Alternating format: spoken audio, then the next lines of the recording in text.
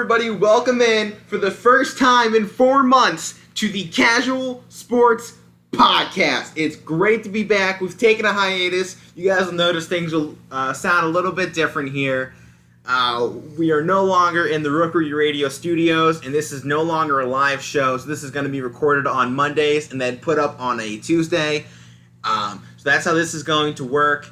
But before we get any farther, without any further ado, my co-host of the show, Matt Morrison, and Mike Wolfgang. And I'm Alec Caberna. As always, we're the Casual Sports Podcast crew. You've heard me and Matt all along the summer doing Keeping It Casual. Then Matt's got his solo show, Taking It Back with Matt. But now we're back to the podcast. It's been nearly four and a half months, I think we're at now. Maybe 5, pushing 5. Yeah, we I did think that. so. We did that little show. It was at the second week of our spring break. It was the first time the corona. And then that was it. Yeah. Right, and then everything got shut down right after that. Yeah. But it's great to be back, dude. I've been so excited to get into this. Me too. Yeah, guys. I mean, it's good to be back. And what a time to bring it back, right? Baseball just started. The NBA playoffs is here. The NHL playoffs. Everything's going into the first round here. I'm excited. NASCAR, we haven't really talked a lot about them in some of the shows we did back a while with when we had Race on the show. Indy 500 will be coming Indy up. 500 is coming up. There's 3 races left in the regular season for NASCAR. College football is going absolutely crazy. We don't know what's happening there. NFL is just a matter of weeks from starting. We have anything and everything to talk about. So we don't know how long the show will go. We're aiming for about an hour and a half, as normal with us. But this could get stretched out. We got a lot to cover. You know us. We go casual. We go off topic. I think we're going to try and avoid going too off topic here. So let's start this thing off. Let's go to the NBA. Actually, hold on. Before we go there, have you guys seen the new Nike commercial? It's the You Can't Stop Play commercial. No, what is it? What is it? Okay, so Nike has gone, it's commercial, they've gone with a split screen. There's 2 sides of the screen, and there's they put one player or athlete in the center of it, but it's 2 different ones. So it's 2 different sports athletes are being combined into one. It looks so cool. Anybody that hasn't looked it up, it's not political or anything. I promise we never touch that kind of stuff on this show. Nope. It is just one of the best edited videos I have ever seen. So I'll have to check it out. Yeah, I mean, you'll still have to check it out. I've seen it. Yeah, it's one of the new ones. I have to warn the guys watching. We have the Western Conference playoffs on TV right now. It's the Utah Jazz versus the Denver Nuggets. So if you hear us explode at some point, it's because this is a really close game. There's 8:58 left in the fourth, and Utah's leading 88-83. But let's get into the NBA talk before that anything goes crazy there. Have you guys seen anything from the bubble so far? The NBA bubble? How much have you guys been watching? I've watched here and there. I've been Here and watching there. on, I've been watching on social media and stuff Right. like that. Okay. I've heard about Jimmy Butler dribbling his basketball in his room. That was stuff in the that. first 2 days they were there. Jimmy Butler got reported because he was making too much noise because he was bouncing a basketball in his room. The room Who's stuff's the- kind of cool. Right. Who's the guy that went out to go get wings from the? Lou Williams of the Clippers, Well, 6th man he of got the year, wings. carrying it. He got Yeah, wings. he went to the Magic City strip club and got the what are they called? The Lou lemon pepper They look- Williams wings. He has wings named after him at a strip club. Yeah.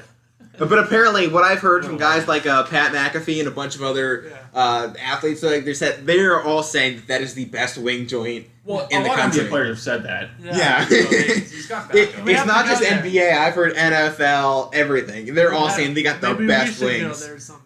I don't know about that one, Matt. So in the bubble so far, we're watching the game right now. What do you think of the presentation? Have you guys been hearing announcers? Do you notice anything different, major? Well, What's going on? Announcers, not really. I mean, but in terms of where they're at, obviously they're not. Yeah. Right, yeah, we're not watching any fans. The It's digital kinda, fans are as we can see right here. It's kind of cool. But yeah, I definitely like the digital fans. It definitely adds something there. And then it's always kind of cool. I think Kareem showed up at one point, or it was somebody like that. Yeah. I think they had Shaq on there. He was he was asleep. Showed up.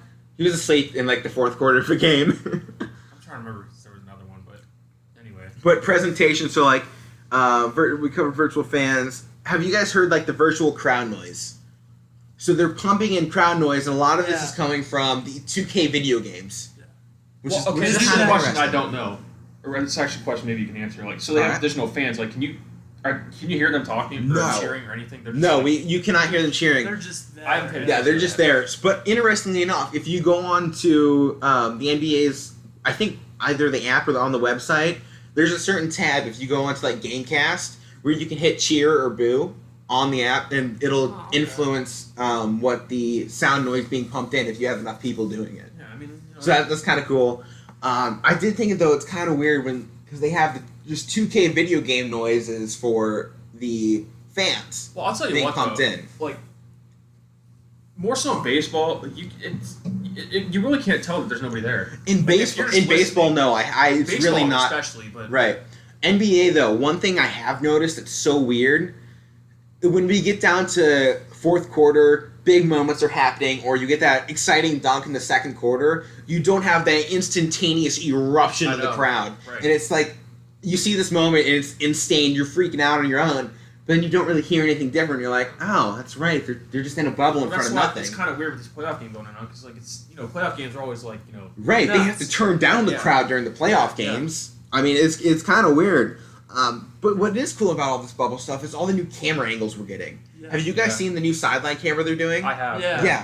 So for those of you that haven't, if you've ever watched track and field events, they have a camera that's basically, I'll say on a train track, it's just a small one, and it basically just goes in a straight line they have it going down the sidelines, so that you basically are getting what it would feel like to be either in the first row or a fan on one of the benches. I mean, a player on one of the benches. You're front row seat. It's really cool to see. However, it almost took out Luka Doncic the other game. I saw About that. a week and a half ago, it was all over social media. He was leaning over the railing, and it just came zipping at him.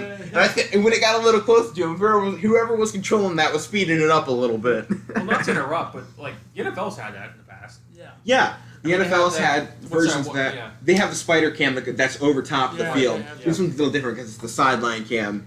Although I think it would be kind of interesting if they did some like a spider cam for NBA. It'd be a little difficult because the ball's going up a little bit more Yeah. often. I mean, they're definitely do what they can. Right. If people It's are been watching pretty at cool, home, you though. got to bring them like different things. Because nobody's there, they want to be excited about it. Right. I mean, this is the perfect opportunity for them to try out a bunch of new things. But one question that I've been thinking about it, I see it every game. So, how slick are the floors? Because we know, one, they're new courts. Two, from 1991 to 2015, we used to have the NBA playoffs logo on the floors during the playoffs. Yeah. Back in 2015, the players complained that these decals were too slick, and that's why they were eventually removed in 2015. After that, we never saw them on the court again. A lot of fans just didn't know where they I went. miss all that. I miss when they used to put the Larry O'Brien. It looked trophy so out in cool, court. right? Yeah. They had them in the Cavs. Yeah. Yeah, I remember It was that. awesome. Apparently, though, yeah, so the floors here in the bubble, though, they have the home team's logo in that same spot they used to put the finals. Kind of right next to Yeah, half but those court. are digital, though, right? No, they're all on the court. Those, like, how they put the Nuggets logo right at the bottom there. It's the same thing because they're all using the same court. So it's just Yeah. like basically this giant sticker type thing that they're Yeah. putting there. So I have to imagine it's about the same, right? I mean, how much I have we think really it's come in about the sticker same. technology in 4 years? Well, I mean, in terms of new courts, like, teams get new courts, like, it seems like every year or two. Yeah, I'm not really concerned about the whole new court thing. But like, actually, here, now we're watching this game, Yeah. they don't have the logo for the team. Watch, I think it's No, digital. they just watch. have the Jerry West. Just watch. I think it's digital. Because next time they... Alright. I don't know. I don't know. I don't think It'll it's come up digital. here, just watch. I They don't just think have- it's digital because I've seen a lot of pictures They and I just have think they those actually two have something logos there. right there. Here it comes. They have- See? Yeah, yeah. You know there what? it You're is. right. There It is digital. It Wow. is Playoff digital. logos there. So they Yeah, you're right. That's all digital. that's wow. a good alternative. That's They're far digital. back, but it's Yeah. there. You know what? That's a great catch, Mike. Yeah. Well, that's insane how far we've come in technology where they're Yeah. just putting this logo on the court. You know, that I can brings see how there's Yeah. nothing. Hmm. As we're watching the highlight here. You know, that brings up an interesting conversation for the future, though. Now that we don't have to put decals on the floor, how far will they go with this? How many logos can we fit on the floor? What, you mean like with like playoff logos and like now they're doing ads because like Mountain Dew's on the court. Yeah. Right, but like yeah. now we're putting They could- sponsors on jerseys. They'll How long probably- until we put sponsors on courts? Because they have the Mountain Dew sponsor on the court Yeah, right See, now. see They'll how probably they have that one on the rotate- baseline? Like they've Right. always done that. I know that. Right, I've yeah, they've noticed always that. put them They on the could- baselines and stuff like that. They could probably rotate the logos out. You know, Right. Like, you know, like, I don't know, 15-minute shifts or whatever. So ignore what I said about the slick logos because No, we look, just found now out they're it's on digital. both sides now. Yeah, they've Like, digitally it put it just on there. pops That's up. insane. Yeah. Okay, so ignore what I was saying Whoever's- about the this is a completely Yeah. different story about logos Whoever's that we can doing talk that, about. it's gotta be making money. So Doing what's the your new question graphics here? for that? What's the new question has to be, how far do they go with this into like next season and Yeah. seasons afterwards? I think they how should much stick with it. how much of the court do they sell for advertising? Do we just keep along the mid-range shot area and then right next to half court? Well, I mean, the mid-range shot areas, like, teams tend to have, like, their logos there. Right. You But- have the secondary logo right so, there. like, ads, I mean, where else do you really put them besides those spots? You could probably put on. I'm just know saying where you the, could fill the entire court. like You, where the yeah, you probably announcers could, are. but, like, I don't, You know where like the announcers are, like they have that lit up the score stand? table. Yeah, Yeah, that's they could got probably an put that. advertisement on It could there. be like like what the baseball stands do, just put it around the. Right. Yeah. But no, I mean, it's an interesting because we can obviously put it on the court, and I didn't notice until Well, you had just Yeah, pointed I it didn't out even there. notice, yeah. And, like, you know how, like, on the base, or on, what are they called? The foul lines in baseball, they have, like, Right. they normally have, like, where they have the playoff logos. Now they're all putting ads there. Yeah. Right. I don't know if it's because this season that, because everybody's putting the tarps in the seats and everything. So I Right, don't yeah, know if it's, everyone's trying to make up for money lost. Yeah. But no, like especially with the money lost this season, do we Yeah. see next season some team And the that's tarps- tanking like the New York Knicks or Yeah, I something, definitely do. depending The on who? tarps- Do they just sell the entire floor space for digital advertisements? Because if you go to the game, you won't see it, and it's not impacting the players' play, and no one's watching the games out of market anyway. Well, It's only people in market that are really watching it. Do you think fans would like that? Like, I don't know if I'd want to No, watch fans would ads. hate it, but they're still going to watch the Yeah. game, and that's the Still thing. gonna They watch will, the yeah, game. but I don't know. It's going to be how much are these owners valuing their TV money revenue, really? Well, because they're going to gain that back now because they've been off Right. for so long. Because Yeah. I believe there's close to $1 billion in the NBA lost this season due to the 3.5 month hiatus that they suffered due to the coronavirus. Yeah, I mean, they're hurting. Well, every sport's hurting. All right, every sport's doing the tarp thing too. Right, yeah, everyone's putting advertisements Hockey, everywhere. everything, Yeah. All right, so let's get into actual NBA talk. We just had the 8th seed play-in game between the Grizzlies and the Trailblazers. Before we talk about the game, what do you think of doing this play-in tournament for I the like 8th seed? I like I like it. It was I think exciting, right? Yeah. We got Yeah. down into this final minute where the Grizzlies had to do something. They didn't get it done. The Yeah. Trailblazers take the 8th seed and they're taking on the Lakers in the first Yeah. round on Tuesday. Let's go back a little bit though. How about was it the Blazers played Brooklyn, right? Yeah, they played Brooklyn in a Brooklyn was- must-win game. Yeah. So I'll go back to that one here real That quick. came down to the Good. last shot. Let me give the fans a recap here. So going into the final game of the bubble season, I'll say, there were 4 teams in contention for the 8th and 9th seed. So it was the San Antonio Spurs, Mhm. the Phoenix Suns, the Memphis Grizzlies, and the Portland Trailblazers. 14. Yeah, I said 4. So for the Spurs, they needed every team in front of them to lose to get the 8th seed. I think they only needed 2 teams ahead of them to lose to get the 9th seed. That didn't end up happening, and the 22 season playoff streak has ended. Mhm. Tied for first place all time with the Syracuse Nationals from back, I think it was in the 50s. Syracuse. Funny enough, it was Nationals. it was on the last show we did Yeah. before we were out of the studio. Yeah. We talked about this streak because it was supposed to be the playoffs. Funny enough, we've ended up right where we finished. We have now started didn't lose any right ground. about where we finished Right. because of all of this. So that's what happened to the Spurs. Then the Suns, they went 8-0 in the bubble. We'll get to them a little bit more in detail a little bit later. And they needed at least one of the 2 teams ahead of them, the Grizzlies or the Blazers, Yeah. to lose on the final day in order for them to get in. That didn't happen.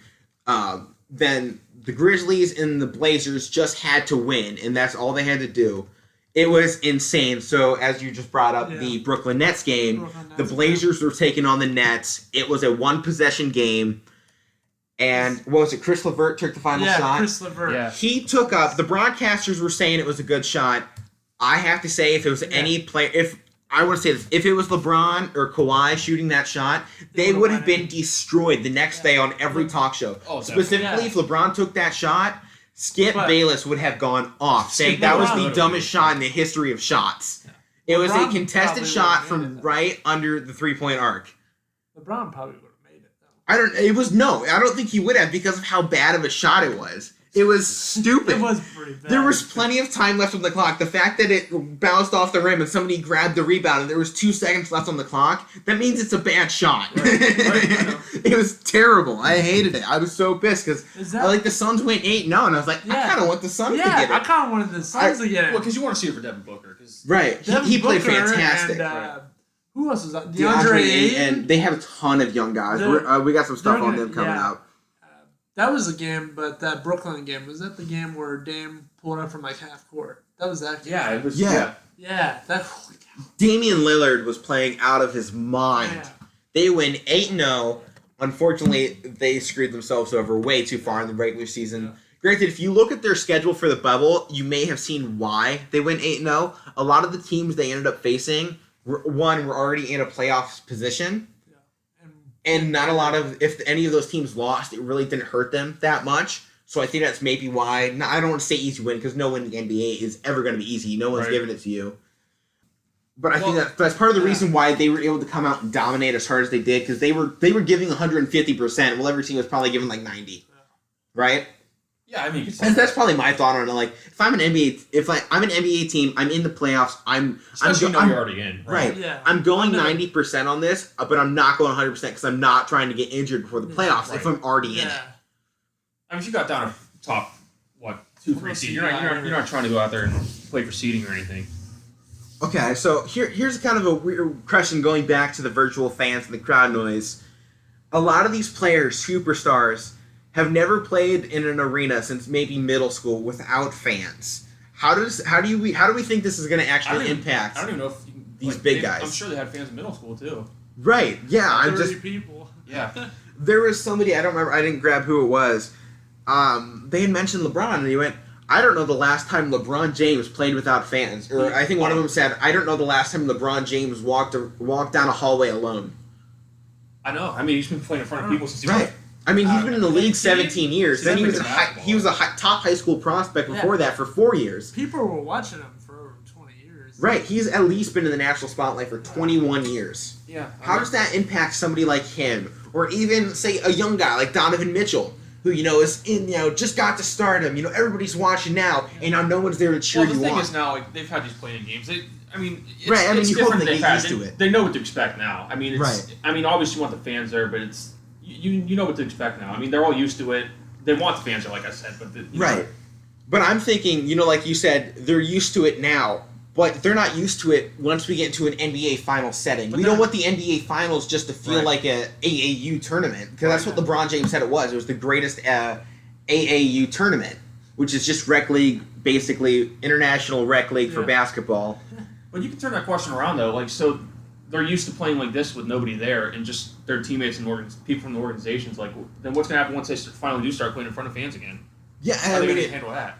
Right, it's going to be completely different. Like, we could see players that were balling out, like T.J. Warren, Devin Booker, even Dame. Probably not as much with Damian Lillard because he's an established guy. But then you get some of these guys that have been nailing threes. Seth Curry was going insane at the start of the bubble.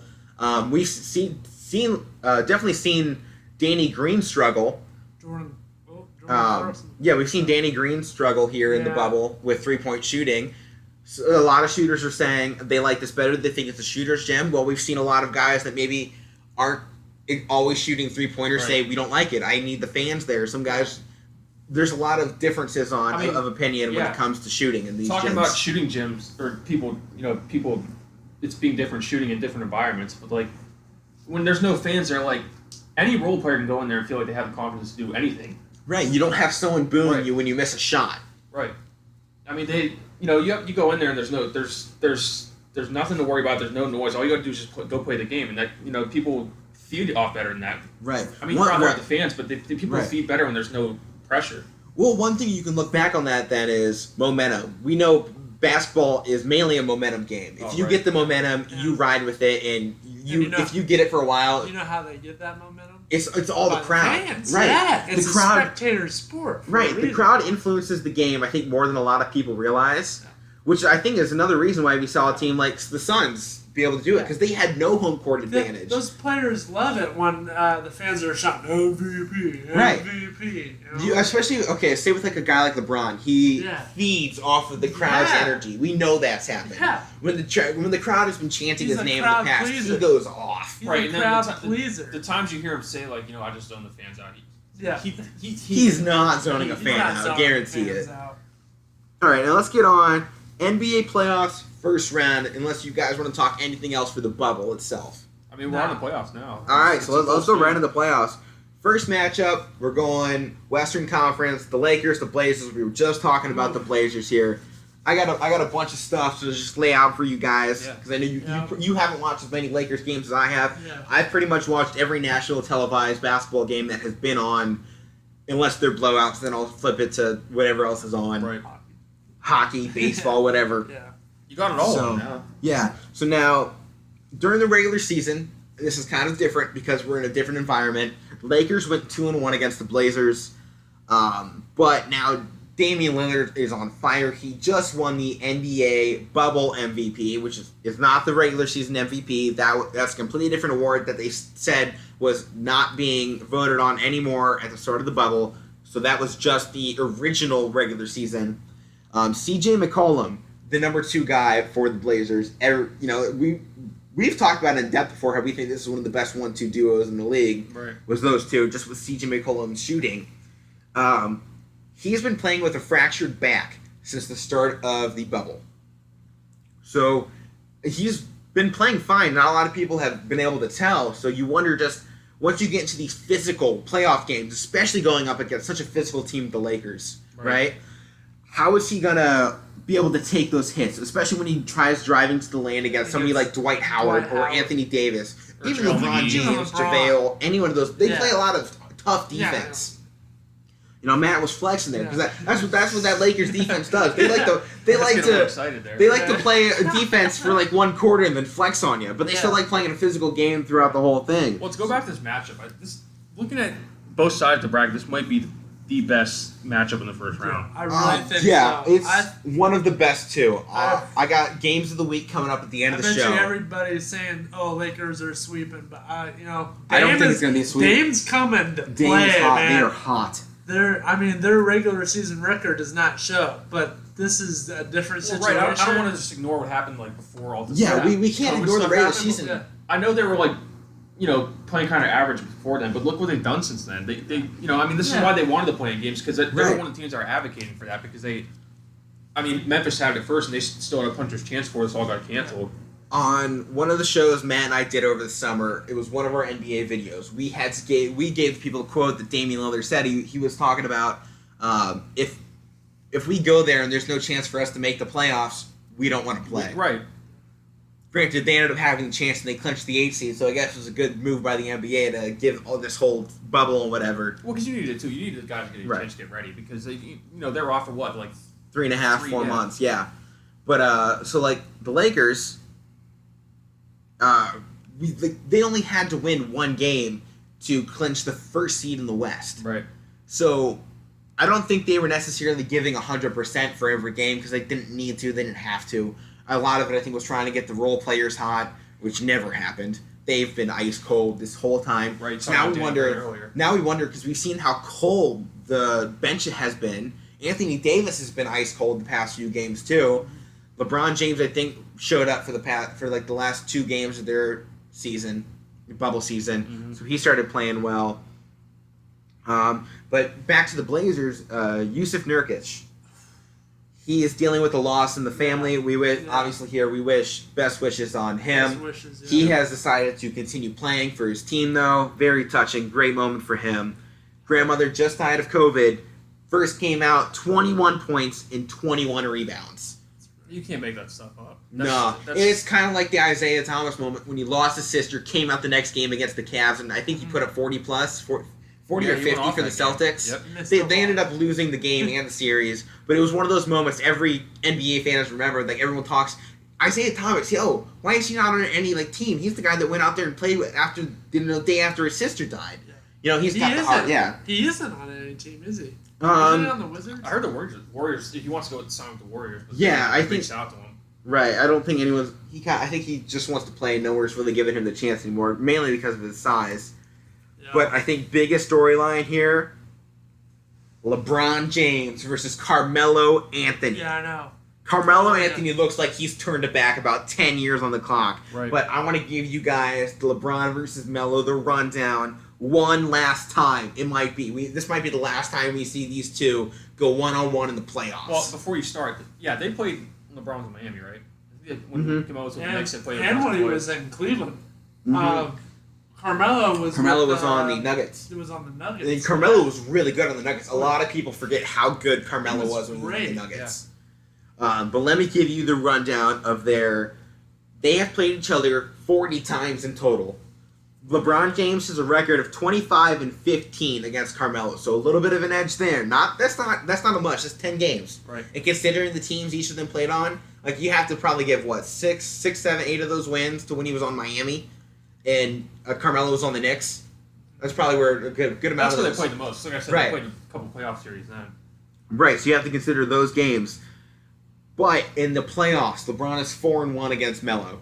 So just keep that in mind. And we're probably figuring Carmelo Anthony and LeBron James are going one-on-one in this playoff series, Oh, right? yeah. They are They're guarding gonna each other all embrace game that. long. They're going to The Banana Boat crew is guarding one another. We know what's happening. So LeBron James in those 40 games averaged 26 points, 7 rebounds, and 8 assists. Melo only averaged 21 points, 6 rebounds, and 3 assists. So we've seen Melo really kind of put it on here lately. He's really going to have to put that, give it that all that he's been showing the past few games if he wants to put up the scoring numbers with LeBron like he has in the past. Right. And I mean, for the Blazers to have a chance is like we all They think need it's gonna their be a good stars series. to They gotta produce. have, right, they do. I mean, they have a lot of really good bench players. No one's going to discredit the bench, but I think everyone realizes if the starters for the Blazers don't perform, then They don't there's have no much of a way chance. that they need Damian Lillard to come out there and drop 38, 40 points. Right. C.J. He dropped- McCollum needs 20, 25. 30. Nurkic needs 20 and 20 rebounds. The rookies My have been cons- scoring. yeah, Nasir they got Leonard. a lot of good rookies. Nasir Little, he's done pretty well this season. But Yusuf Nurkic, one thing I think is probably one of the biggest discrepancies in this entire thing, I don't think anyone on the Lakers can guard Nurkic. I don't think so. Anthony Davis is going to be the closest, and that's if they decide to play AD at the 5. Right. Like, if they play AD at the 5, and then, because I don't think JaVale is going to be able to stop Nurkic at all. Well, the one thing with JaVale, like, He's a great long shot and blocker. athletic, he's a shot blocker, but Nurkic is powering. Right. He's Yeah. powering It'd be like Shaq against Bull or whatever. Right. You know, when you get the strong guy in there, he's going to be able to dominate even if you're tall. Like, we may see AD or JaVale get 3 or 4 or 5 blocks on him, but I still think Nurkic is going to get 15 points and 15 rebounds because I don't think... and he's capable of doing that. Yeah, he can put that down every game. He's a lot like Andre Drummond. Right. You know, he's going to get his. He's going to grab those boards. It's just what he does. Right. Especially for the team, Right. the role that he has. Right. He's I believe their number 1 rebounder. So I'm more concerned with who on the Lakers is going to be able to lock down Nurkic for a good period of time. No way they're going to lock him down the whole game because you have to make subs. I think probably their best chance is starting Dwight Howard at the I 5. was going to say that, right. I think That's he's so their Dwight strongest guy, even though he's only 6'10", 6'11", same height as AD, He's around turned there. around a little bit, too. He has been playing very well Yeah. a lot this season. Yeah. He's played decent in the bubble, not great. Yeah, especially before the long layoff they had. He Like, was Right. having a good year. This is probably the best he's playing since he's Since been he was with, on like, the Magic. Yeah, Orlando. Yeah. Right, when he was down in After he Orlando left 10 Orlando, years it's ago. kind of been like it kind of went all Right. downhill from there. You know, he played his first stint with the Lakers. Yeah, That he's- didn't work out. He was He supposed got to be this ran big out of there. star, and it didn't work. Right.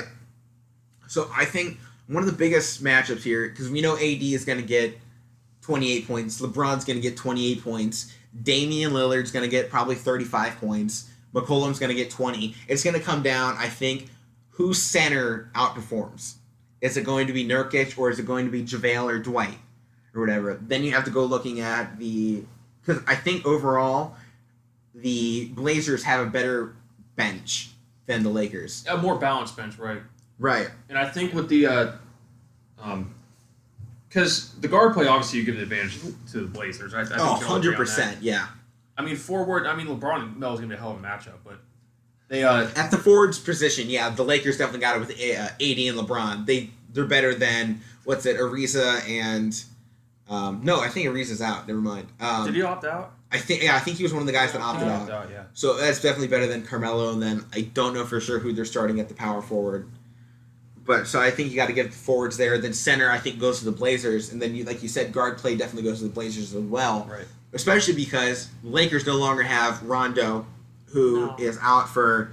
They said probably the soonest he would come back would be the NBA Finals if they made it there. They're looking at he's going to come back at some point if they get that. Right, Which but we then all assume they get that. Avery far, but- Bradley, who we just now realized was a huge impact for this team, clearly when it comes to shooting. and He defense. opted out of the season before the bubble. But they moved that over a little bit, bringing in J.R. Smith. Yes, they brought in J.R. Smith Dion. and Dion Waiters officially. Yeah, Dion Waiters actually before the season discontinued was on like a 10-day tryout played for contract. Cleveland for a little bit, didn't he? A Cleveland while drafted back, him. yeah. A while back. Yeah. While back. Cleveland It's drafted funny if you him, look yeah. at the Lakers roster, there are 4 players that used to be on the Cavs. Obviously, we know LeBron James and J.R. Smith, but then there's starting shooting guard Danny Green Yep, Danny and was drafted. Dion Waiters. Dion, there's another one too. I think I just can't remember it. Probably, yeah. I saw a graph. There was a total of 5, and you got the 4, but it'll come. I can't remember who was the 5th if there was one. I'm pretty sure there was one, but yeah, it's not coming to me. So like we talked about LeBron being not playing in front of fans. How do you think that'll actually impact him when it comes to him As getting far as his his play, I don't think it'll impact. You much. don't? I think he's still there, and he's he just adjusted. He can adapt to whatever. I mean, it's a fair situation. assessment. I mean, I think it'll go one way or the other. We're going to see, like we saw in the This- last 2 games he played for the bubble. I think he had 35 points, and he looked like his old self in one of them. And I think Let's the just other one put he it had this 30 way. points. In Let's that. just put it this way: if he can lead a team back from 3-1 against the best team in the NBA, I think he can adapt to anything. right? Well, So- that was a 7-game series. This is NBA playoffs. Yeah. First round, second round, third round. There's a lot to go here. Yeah, I And think he's got a that's- lot. I think he's got a lot on his plate, but not just that. I think not that the teams are better, but I think the Clippers match up a lot harder against the Lakers than the Warriors ever did in that series. I No, I think definitely so. agree. I think so too. Because They're- Paul George and Kawhi, even though we saw LeBron score over I think it was Paul George, and then lock up Kawhi And Leonard also- and Paul George on the same defensive possession And- to win the game. I just think those 2 players match up a lot better than that entire Warriors team, And matchups you wise. talked about the Clippers for a second. I wouldn't be fully concentrated on the Lakers and LeBron. I mean, Dame is still around. You remember Dame last year? Right. Shot that shot right over Russell Westbrook. Yeah, no, Paul George. When Yeah, Paul Paul George George, was yeah, you're with right. OKC. Okay, see, you're right. So it's different jersey. It doesn't really matter. Right. There's Dame there's a doesn't- lot of teams in this playoff series Dame was that already talking trash on Right. it, wasn't he? Lakers have been talking trash to the Trailblazers as well. I mean, I think we can all agree. LeBron's got it. LeBron's Yeah. he's been Oh, through yeah. everything. All right, this brings me to the next question. LeBron James, 17th season. He is now officially the assist leader for the NBA for the first time in his 17-year career. Impressive. That's actually kind of hard to believe. It's hard to believe he hasn't gotten it before. But here's my question. Is LeBron James still the king? Yes. Do we still consider him the best player in basketball now? I mean, when you talk about the NBA or you mention the NBA, everybody thinks about LeBron. Everybody knows LeBron. Like not like Kawhi and these guys aren't great or anything, but like when everybody knows who LeBron is, whether you watch basketball or not. right. Some people don't. Everybody- So in terms of facing the NBA, he's still the face of the He's still NBA. a He's face, still the face. but yeah. in terms of like being the best player in the league, I mean, I still think he is, but he's got a lot of company. Okay, that's a fair assessment there. Here's why I brought this up and put this into our conversation here. In the bubble, he has been shooting 38% from the free throw line, averaging 22.8 points per game with a 44.7 field goal percentage, which isn't bad. It's just under his average. 8.2 rebounds, which is fine. 7.3 assists, which is 3 assists lower than his regular season average. Is this just him not playing? Because I watched a ton of Lakers games. He was tentative a lot. He was not driving to the basket, or when he was looking for the pass out of there.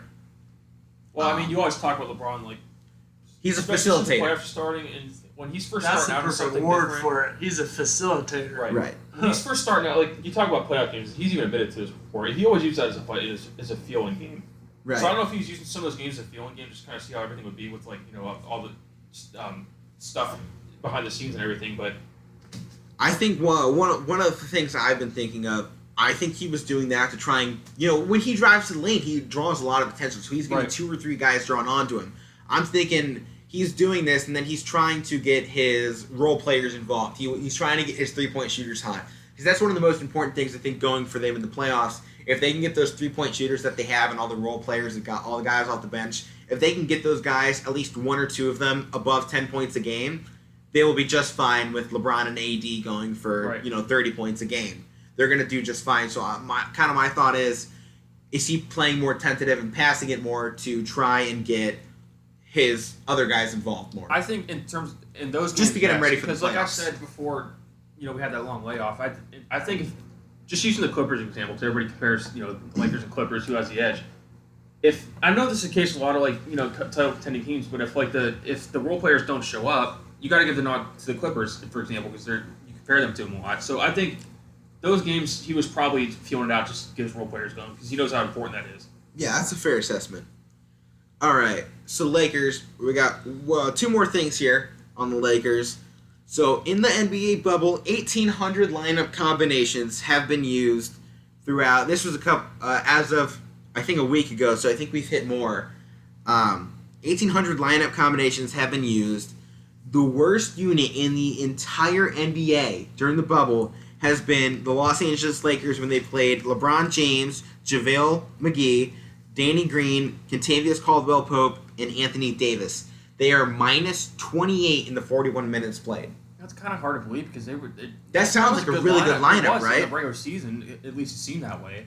A lot of people are saying they think JaVale McGee is the biggest weakness on the interior for the Lakers. And I tend to agree. Because in the games, let me just go with the games that I've watched. Because we've made it clear I've watched more Lakers games here. When they've brought Dwight You kind of Howard advertise in, yourself as being a Lakers fan right now. I'm a LeBron fan. I think people know that about me.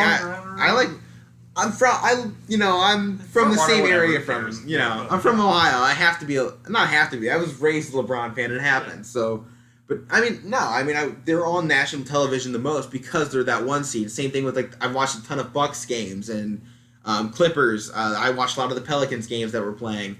But the Lakers, when I've watched them in particular, when they start bringing Dwight Howard off the bench, he's bringing a different mentality to the game. There's this intensity that switches when they bring him onto the court. And I just think he's a better option for them to start, and not necessarily start at the 5, but because they definitely want JaVale in there for the tip-off, because he's taller, he's longer. And the shot blocking. And his shot blocking. They need that in there. So maybe if they, have just about equal minutes, probably 25-25 each, and they leave JaVale out there for the first 4 or 5 minutes and then bring in Dwight for the rest of the first quarter, I think that'd probably be a good rotation for them to do. Just because of the intensity he brings off the bench. That's probably the safe bet too, right? Right, especially because I think he's been performing a little bit better. Just because you mentioned the Pelicans, I gotta do my little rant now. Oh, I don't know about that one. Who's not? I don't know. Hold Who's on. You know what? Just give me a second. No, You know what? Keep going. You know what? No, we're talking about Pelicans later. I have notes on them. Okay. I'll let you go off that. I Yes, promise. You'll go. please. I'll let you go. Please. I just had to make sure. I knew we were talking about them. So, final thing here for this matchup: Sportsline betting has given the Lakers an 81% chance to win this series. Who do you think wins in how many games, Mike? I think the Lakers win, but I say a 6-game series. Matt, what about you? I think the Lakers win, but I'm gonna go 7. I think Ooh, you're going full 7-game series. 40. God, I've talked so much about the Lakers. People are going to think I'm a homer now. No, I'm going Lakers in 5. I knew, gentlemen sweep. I just had to, I don't know what it is. It's LeBron James in the playoff, right? No, we know he's a different animal, and I it's just so hard to, it's just so hard to count him out and not say Right, he's not that's gonna why do we're all it. saying it's going to be an intriguing series. We all know the Right. Lakers are going to win. But I'm not saying these are going to be blowouts. I think these are all going to be No, no, 5 point games. Right. They're all going to be close. And that's why I think one of those games goes to the Blazers. we all know Damian Lillard's a great closer, but at the end of the game, I think they're probably going to put LeBron on him. And I don't think Dame's getting past Bron at the end of a game. Right, LeBron steps his defense Dame up. wants it, but LeBron wants it more. He wants that GOAT status. He wants to make that NBA Finals. And what better... He wants people to pick him over Jordan. Michael Jordan. And him winning in a bubble like this with all the stuff going on, that's going to better his chances with that. If he hasn't already. Exactly. We're going to talk about MVP stuff a little bit later here. But next series, I know we spent a ton of time talking about that one. How much a ton of time. We spent about 40 minutes on the start of this. Like I said, this might be a long show. Might be a long show. We might have to break it up. Everything, okay? All right. So, Rockets Thunder. This is a great matchup. Oh, man. Chris Paul, just background information. Chris Paul was traded from the Rockets to the Thunder for Russell Westbrook. Yeah. But Russell Westbrook is going to miss the first game of the series due to at least the first game of the series due to an injured quadricep. And for the Rockets, they are 8-6 without Russell Westbrook this season. And the Thunder are 2-1 against the Rockets this season. It's all they've all played for the same team. Right. We have a lot of guys that James on different sides of this. And Russell were both on OKC. Right. Chris Paul was on Houston. Exactly. I mean, we have a lot of guys. They know each other very well. There's a very intense rivalry these teams have played going the playoffs before many times. Right. The real question is now, we've seen Rockets do something completely different, something we really haven't seen in the NBA before. They're playing small ball. And we've criticized small ball on Keeping It Casual quite a few times, I think. And I'm interested to see how are they going to match up against one of the best interior offensive men in the league, Steven Adams, one of the strongest guy in the league. Over the break that they had, Steven Adams went back to New Zealand and was working on his farm. He said he was getting in his practice by boxing out cows.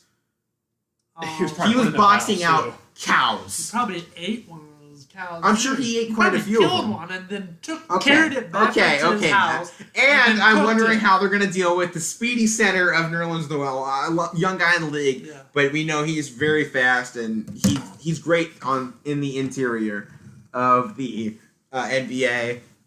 We know the Rockets don't really have a lot of rebounding threats or post threats. They're spreading the floor more. How do you think this is going to match up once they get into these dire situations? That advantage definitely goes with Thunder because, the Rockets, the small ball might work for them, but they just don't have anybody that can match up with those guys. Right.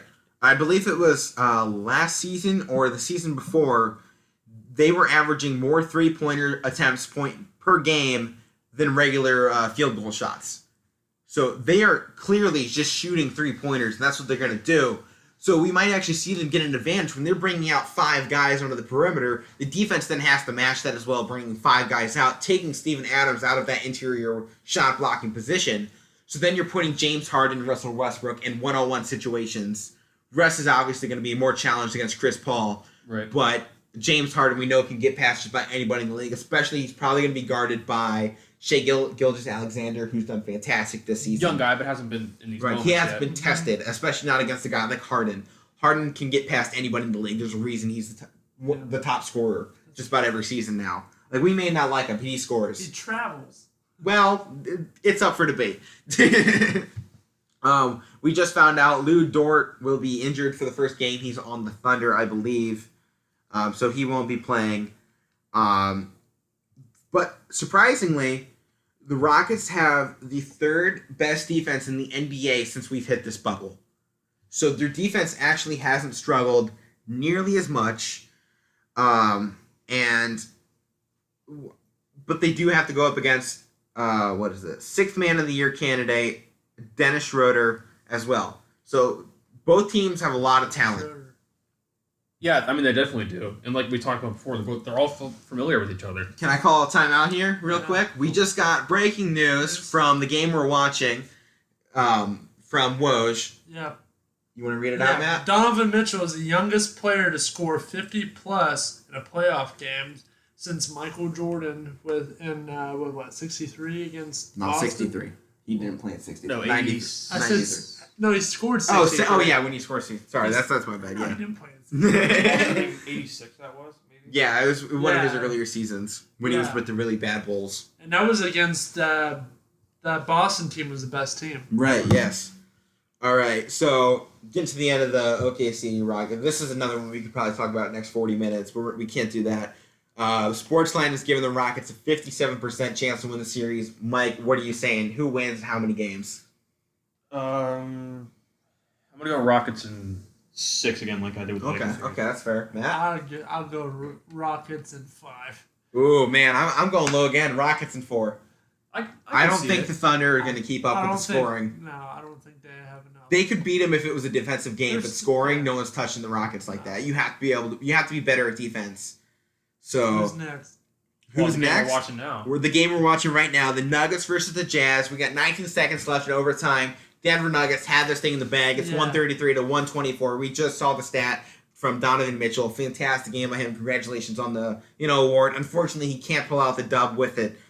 But this is huge for when we're talking about the rest of the season because we were wondering just how close this series was going to be in particular because these are both probably small market teams, right? Right. We probably all consider that. They may be in larger cities, but they're definitely small market when compared to others.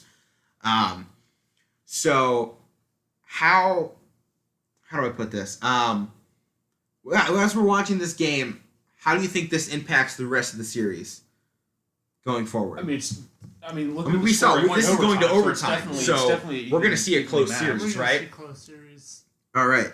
So Sportsline gave the Nuggets a 66% chance to win this entire series. Obviously, we just saw this come in. The Nuggets are won this game, so they have the one game advantage now.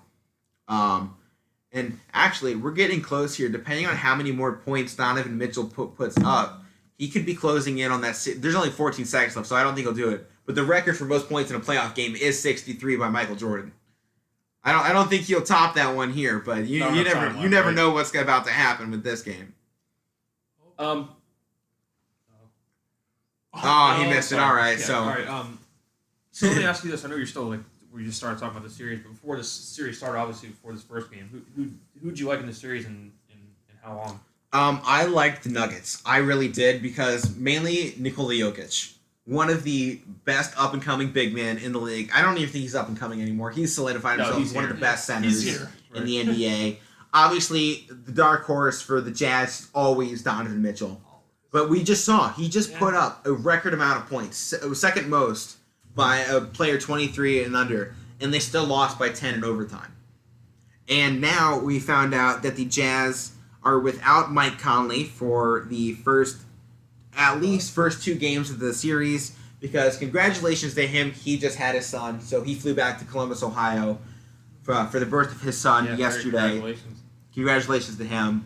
So that's a big impact for them. He's a great player for the Jazz, great player in NBA, and his entire career has been outstanding. The Jazz also have Jordan Clarkson too. Right, who we saw play Oh, at the Cavs, was awesome there. Yeah. Has turned into a great role player coming off the bench for the Yes. Jazz as well. But here's why I think Nikola Jokic is kind of outweighs all of that. He has tied Wilt Chamberlain for 500 plus assists. For most 500 plus assist seasons by a center. He has 2 of them and Wilt has 2 of them. Nikola Jokic's past 2 seasons were those 2 seasons that he put up those record numbers. Anytime you start putting a center in comparison with a record from Wilt Chamberlain, I mean, he's got to be... something's going on. You right? know he's damn good. Right? Right. So Right. And then the Nuggets have had a lot of good players show up in the bubble. Specifically, Michael Porter Jr. He's averaged 23 points since the season restarted. During the regular season, he was only averaging 7.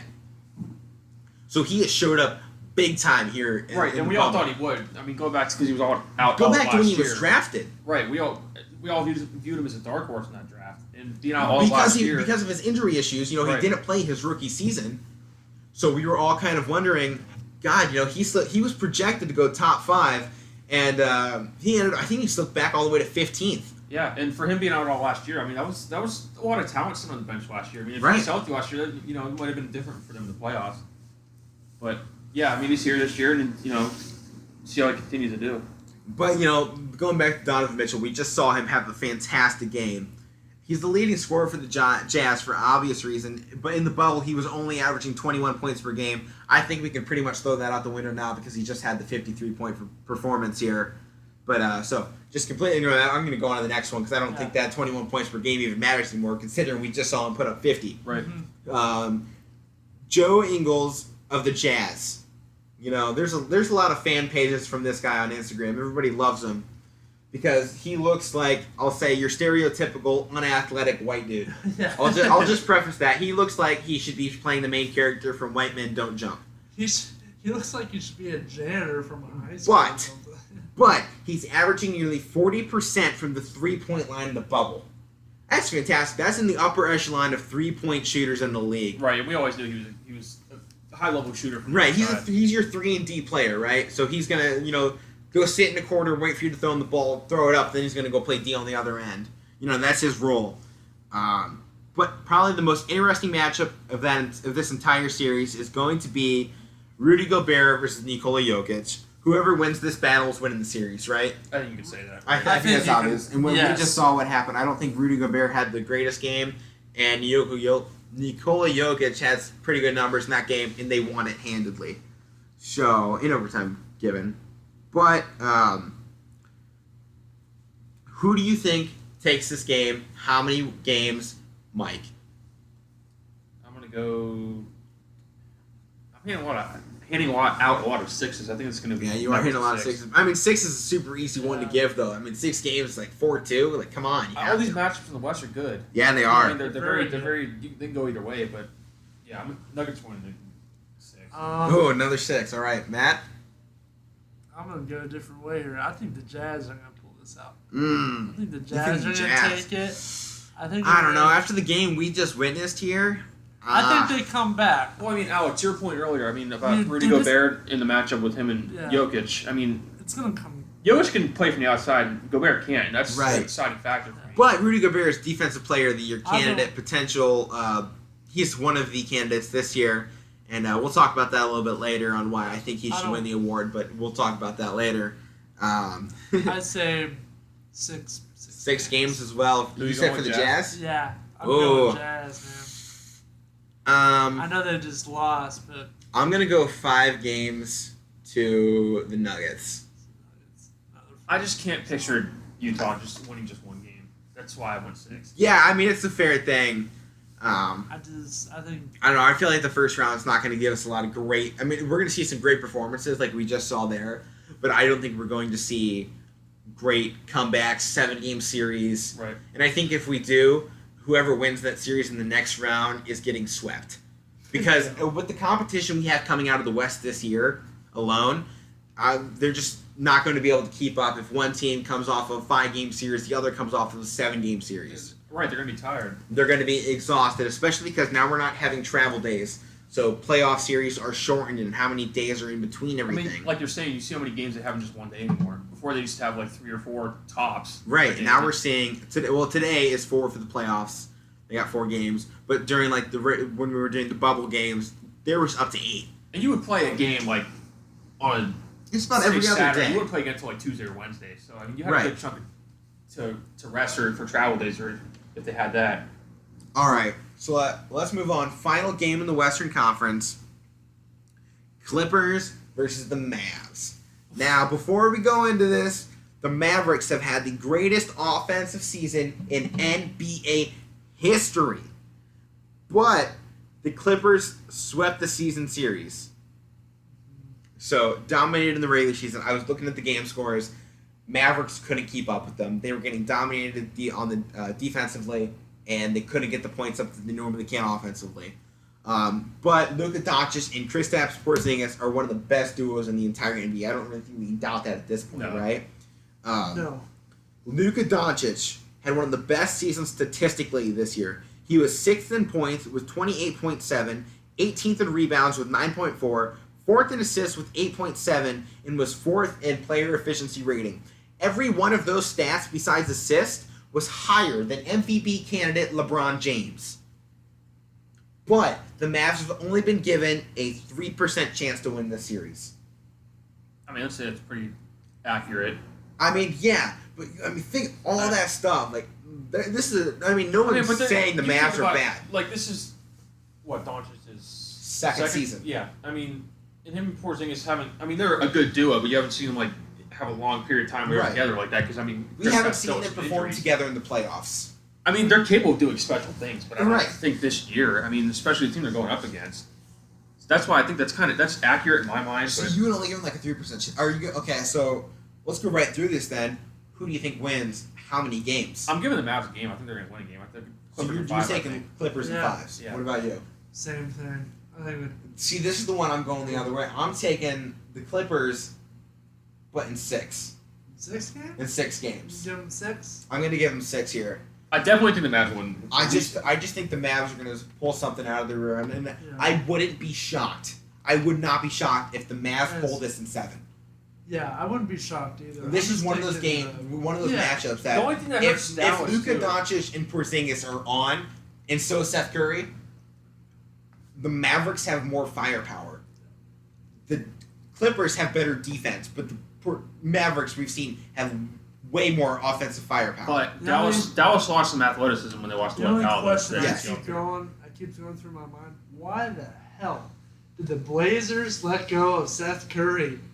Yeah, Why? Seth Curry He's has bounced been, around a lot. yeah, he has, but he has done phenomenal in Mavericks. He He is one of the. He's also, I believe, he had one of the best 3-point percentages in the league this season. So he has been at near And the top. Portland replaced him with other guys too. It's not like they just let him go Right. for nothing. No, but like Yeah, he's been good for Dallas. But I like I like said, they lost. he athleticism. fits into that offense very well though. Right, he does. I don't think he fit into Portland's nearly as well. I mean, he would still put up 25 points on the rarity, but I think he's putting up 12 to 15 more often with the Mavericks than he was putting up a 20-point game for the Trailblazers. Blazers. But he still fit pretty good with the Blazers. All right, so let's move on. Bucks versus the Magic. We had to speed through a few of those due to us rowing the boat a little bit too much on the Lakers series. Bucks Magic. The Magic actually have a higher percentage chance to win this series than the Mavericks did to beat the Clippers. The Sportsline has given them a 7.8% chance to win this series, which I only put down one note for this. Besides that, in my notes here, Giannis is having an MVP caliber season, and this team is not losing in the first round. I think we'll just jump right into it now. I think I'm this is- just- I'm gonna do mine now. I I'm think- taking the yeah. Bucks in 4. I think we all. Sweep. I mean, that's not discrediting Orlando's a good Magic. team, but they're just obviously not on that level. Right, they aren't. I mean, they were a playoff team last year. I mean, they have good players. I Right. think what's his name? I don't know. Vucevic. Vucevic, yeah. He's been a good I player like for a him. while. He's great down on the Yeah. inside, Yeah. but Vucevic isn't guarding Giannis. There's no Right. way, if they even match up, there's no way he's touching him. Yeah, I mean, I think this is the series. I was looking at the whole thing. I think this The easiest to one to me pick. this is like the for sure sweep out of all the matchups. Right. Yes. East and West. Yeah, that's a good Sweep call there. For sure, sweep. Like, Now, here's probably my favorite matchup for all of the NBA. For obvious Indy- reasons. The Indiana Pacers versus the Miami Heat. oh yes. This series should go 7. Oh, it will go 7. The Sportsline betting has given the Miami Heat a 57.8% chance to win. So they're basically saying, don't pick this one if you're a betting man. You ain't picking this one. You this is ain't the one touching this with a 10-foot pole. This is up there in terms of being closeness with the Lakers and Blazers. This is one of the tightest first round. I think matchups. this one has the chance to go 7 very easily. Let me just give you the It's stats going here. 7. The Heat obviously loaded with young talent, rising stars, but the Pacers here I think are better off with the experience that they have. I mean, because think of all the guys on that team; they have all played together for a long time, right? A lot of these guys have been in the playoffs, and they have all been on the same team. We haven't seen a lot of roster movement with them, right? No. They've But- been together. They're experienced. We have seen a lot of roster movement for the Miami Heat. Yes. But they have a lot of young guys. Rookie of the Year candidate, Kendrick Nunn. We'll talk about him later. I'll let you go off on the Rookie of the Year stuff. Yeah. Tyler Herro is one of the best three-point shooters in the league for his age. already. Bam Adebayo is up for Bam. Most Improved Player And if you go back to the All-Star break, he won the skills competition. So he's fantastic. But Pacers' Domantas Sabonis has no timetable for return for an injury. One of their best players most likely won't make it for the series. Oh, no. Fortunately, T.J. Warren has started balling out as of recently. Yeah, he had changed it around. Right, like, I think he had a completely. three or four game stretch where he had 2 50-point games and the other were 30s. Fantastic performance. However, if we go back to the regular season, because we have to, the Heat are 3-1 against the Pacers this season. But just time out on that. Yeah. Oladipo missed most of the regular season. Exactly. So their star player is out. But if we go back to the Miami Heat, we haven't even talked about their star player, Jimmy Butler.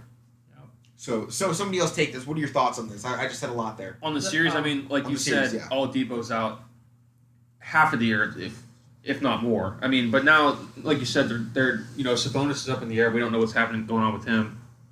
I mean, I give the advantage to I'm not gonna make my pick yet, but I give the advantage to Miami because I know Indiana's been around a long time, but like T.J. Warren, he can kind of be like, I mean, he's gone off, but you don't know if that's going to continue. Right. Yeah, he started slipping in the past few games. We saw at the end of the bubble, it was the Pacers versus the Miami Heat, and Warren had 15 points. Right. He had a terrible night for shooting after Jimmy Butler the night before said, "You're not scoring on me. This isn't a rivalry. You're done, kids. Sit down." And Miami has a shooting.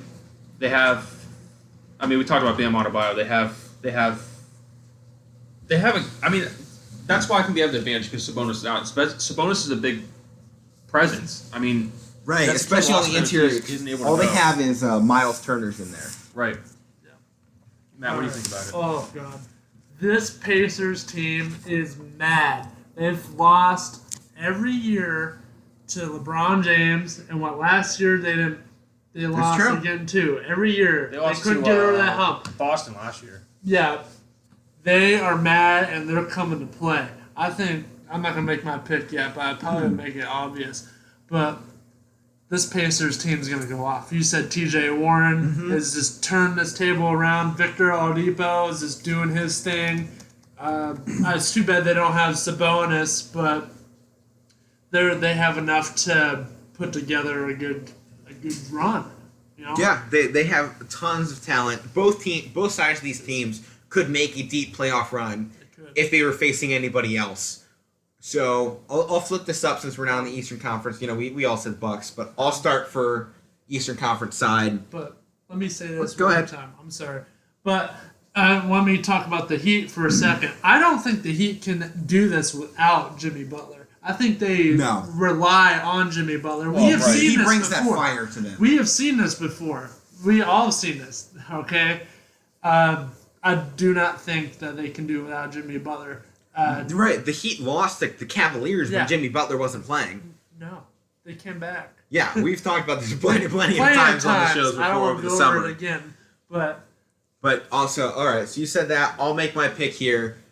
As long as Jimmy Butler stays healthy, I am taking the Miami Heat in 6 games.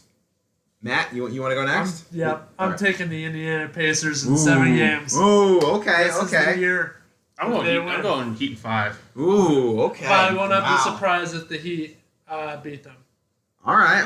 No, you got to stick to your team you picked. Yeah, but I won't be surprised if they're both coming to play. Now, I'm not 100% sure, but I Pacers. believe during the NBA is Back video that we posted for Keeping It Casual on the YouTube channel, I believe I picked the Miami Heat as my dark horse NBA champion candidate.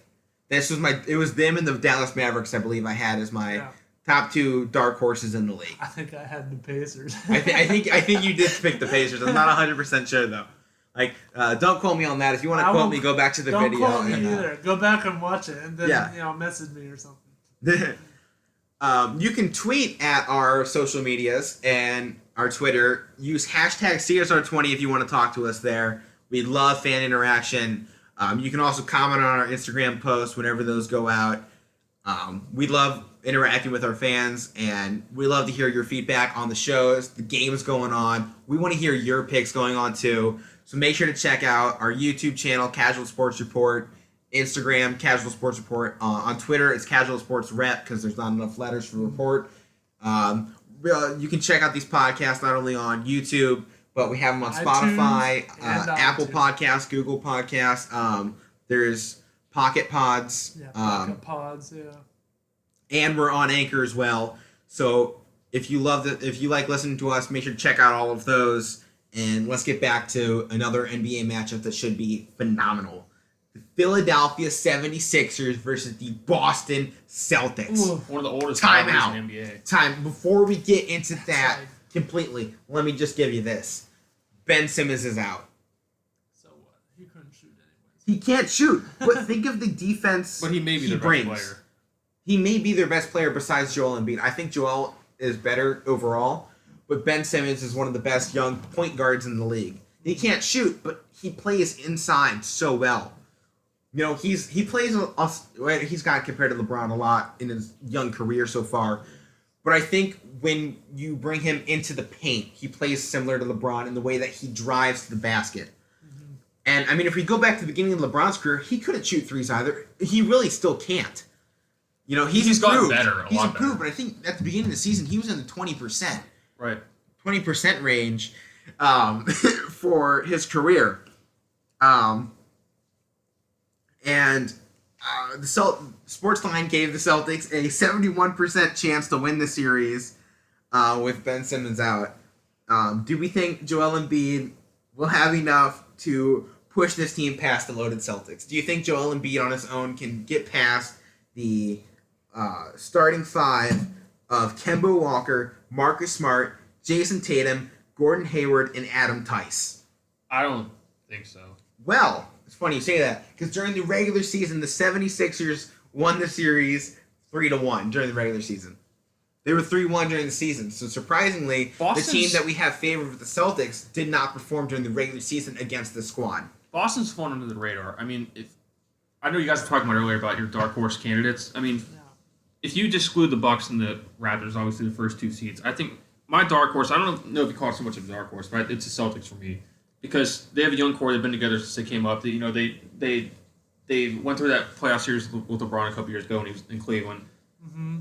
I don't think the Sixers can through this. I really I don't. don't think so either. I mean, Okay. talk about having Simmons out. I don't think Embiid can lead a team through a playoff series. I think without Simmons, they're going to struggle. Definitely. Because I mean, when you take out one of any team's two big guys, they're automatically at a deficit, especially when you go up against a loaded Celtics team. Right. Yes. And like you said, this is one of the most fierce rivalries in the NBA history, besides maybe the Celtics Lakers. Yeah. As you go to that Yeah. rivalry or one of New York's. This rivalry alone, I think, is going to lead to a fire with these guys. That's why I'm going to make my pick. Yeah. Not only do the Celtics win, but they are sweeping the 76ers. I think so too. And let me put this out here. I think. Oh man, I don't know. I don't even know his name. The point is it John? It's not John. For who? It's John Wall's on the Wizards. Yeah. Boston's Kemba Walker. Kemba Walker I has just fit said in. his name 30 Yeah. seconds ago. Kemba Walker has fit in with this team more than Kyrie Kyrie, yeah. Irving ever did. Okay, so yeah, I'm with you. Boston sweeps in You're 4 going games. Boston to 4? What I think- about you, yeah. Mike? I think Philly might take a game. I'm going Boston in 5. All right. That's a good prediction there. All right, so final series here. Another game we're watching on. It's on ESPN right now. Toronto Raptors, Brooklyn Nets. We're going to go through this one quick.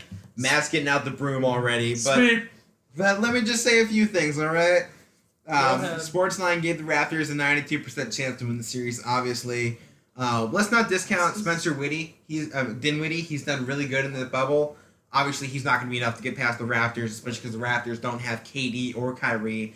Neither one of those Yeah. players even wanted to show up, to support This their team teammates. is going to be a team next year. One KD. And Yes, they will be. and They will be Kyrie a top come back. 3. It will be great. I have a feeling top 3 next year. Number 1. Actually, talking Bucks real quick.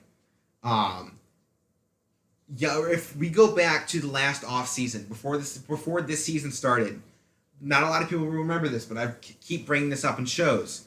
Giannis Antetokounmpo said, if they don't win this season, he's not coming back. He's not re-signing there. He's coming up to a contract year. Do you actually He believe is- that though? I mean, you if gotta he take him in said for his he's word. not If he coming leaves, back, where will he go? well, that's another question there. Well, I'm sure we'll talk about once the season ends. Giannis had said, if we don't win, I'm not coming back. I mean, I'm sure this is going to depend on when they get eliminated. If it's another conference finals loss, I think he's done. If he goes to the NBA finals and it's a 6 or 7 game series, then he comes back. Because then he has unfinished business, right? And then you're that close. You got to come back and run Right. it back again. But Yeah. we've seen the Bucks. They're not changing the rosters up. They're not adding anybody new. And They have, what- but it's not like significant. not adds. significant. No. What we see with a lot of teams, this happened a lot in Cleveland. When LeBron was leading them in his first stint with the Cavs, we noticed he was doing great. The team kept making it to the playoffs, They but were the the worst. organization didn't put anyone around They him. were the worst team to make it to the playoffs. Right. The only reason Or they were the good. finals. The finals, yeah. Yeah. Oh, yeah, the final and the finals. Yeah, And they got Yeah. swept once they got there. yeah. By So, that great. That, Spurs I'm, team, I'm trying to think of this in the same way. Obviously, I think Milwaukee has better players than the Cavs ever did. Oh yeah. Chris In that Middleton first was great. right in that first stint alone. So let's just make the picks. Let's get this one over with. I'm taking Raptors in 4. I don't know here. This might be. Oh, close. This okay. might be a close series. Not really sweep. Okay, Mike. Milwaukee I'm going sweep. sweep too. Whoa. Raptors in 4. Okay. All right. Um, Let me do my rant. Well, hold on. Well, I want to talk about the NBA awards first. All right. Well, Okay. you'll get to it. Okay. Because we're going to talk Rookie of the Year here. Not Okay. just yet. You'll get to your Zion rant. I know you just want to talk. You like complaining. Yeah. First off, let's start MVP race. LeBron James, Giannis Antetokounmpo, and James Harden. Well, what do you guys think here? Who should get this award? Oof. Yeah, you want to go? Lead off? Oh no. All right, I'll start it I'll off. go. Okay. This is a very. I don't think James Harden should even get it. So it's gonna come down between LeBron and Giannis. I mean, I think everybody's kind of media's Swaying already that anyway. persuaded Yeah. it's LeBron, Giannis. It's been the kind of the Yeah. debate the whole season. I think a lot of people, especially in the media in particular, want Giannis to be the new face of the league. So that's kind of what I think. I mean, he's putting up the numbers, obviously, to put himself in this conversation. But the way that they're putting it, LeBron versus Giannis, even though Anthony Davis has better stats in every category besides assists for the Lakers than LeBron. I mean, he's better in everything. It's still LeBron. Statistically, it's still LeBron's the- Lakers, right? Yeah. And The then Lakers wouldn't be where they are without LeBron. yeah, and then I mentioned earlier, Luka Doncic has better stats in every category besides assists than LeBron. He's nowhere near this conversation apparently, even though I consider him at the moment probably a top 10 player in the league very I do easily, too. Yeah. if I not do crawling into the top 5, depending on who you're putting in there and who's Right. injured or whatever. If you're considering those guys, frankly, I don't think LeBron deserves this award. I don't think he's anywhere close to the best Explain. player in the league this year. Go ahead.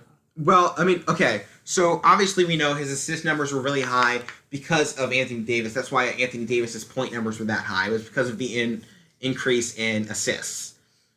But in watching Lakers games this year and seeing a lot of highlights, I keep noticing this one tendency with LeBron. And it's been getting worse over the past few seasons, and I'm interested to see how it goes into the postseason. He's becoming too much of a facilitator. He's becoming too passive when he's driving to the lane. When we go back, and this is a long time at this point, if we're going back 10 years ago, or even Miami Heat days, 9 years ago, when he drove to the lane, people were terrified. Right. And now they're terrified when Giannis does that. If Giannis is driving to the lane, you step out of the way. That's what they used to do for the King. Nowadays, guys are going one-on-one against LeBron because they know if they step in the path of him, he's throwing it out or he's stopping and taking a mid-range that he makes probably 38% of the time. They'd rather have But LeBron that's a higher take that clip- mid. That's a higher clip than Giannis, though. Right, yeah.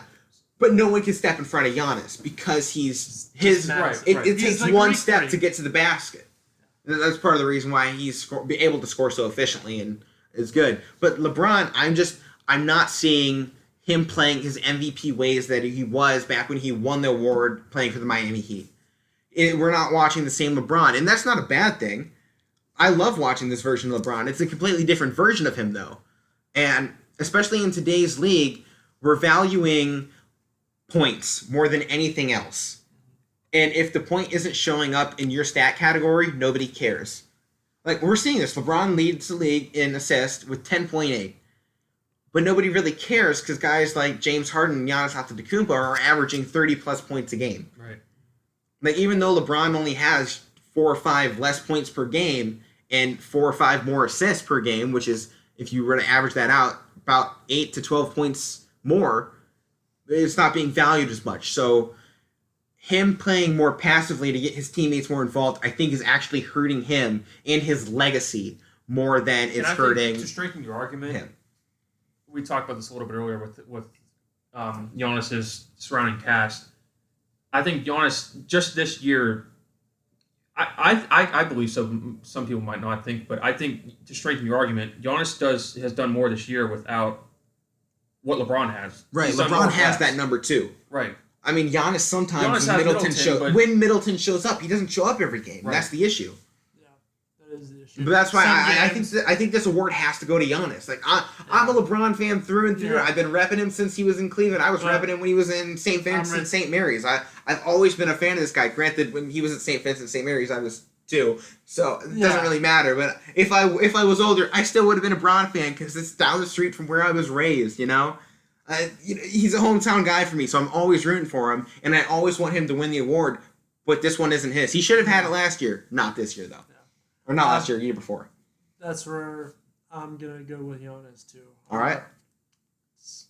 I know it's a tough decision because you want to give it to Tough. LeBron. He's done so well in his LeBron's 17th always a guy, season. but like Giannis has just been a different beast this season. right. That's what He's a that's where freak, I was going. I and mean, Right. he's a Greek one. like too. I said, he's done more More with less. with less, Yeah. right, than LeBron has this year. But you can go either way. It's Right. flip. I mean, if you give it to LeBron, it's because of what he's done with a number 2 guy, still putting up his fantastic numbers, leading the league in assists, setting records. He's getting closer and closer to Wilt Chamberlain's Kareem Abdul-Jabbar's all-time scoring record. He's closing in on 1,000 consecutive regular season double-double games.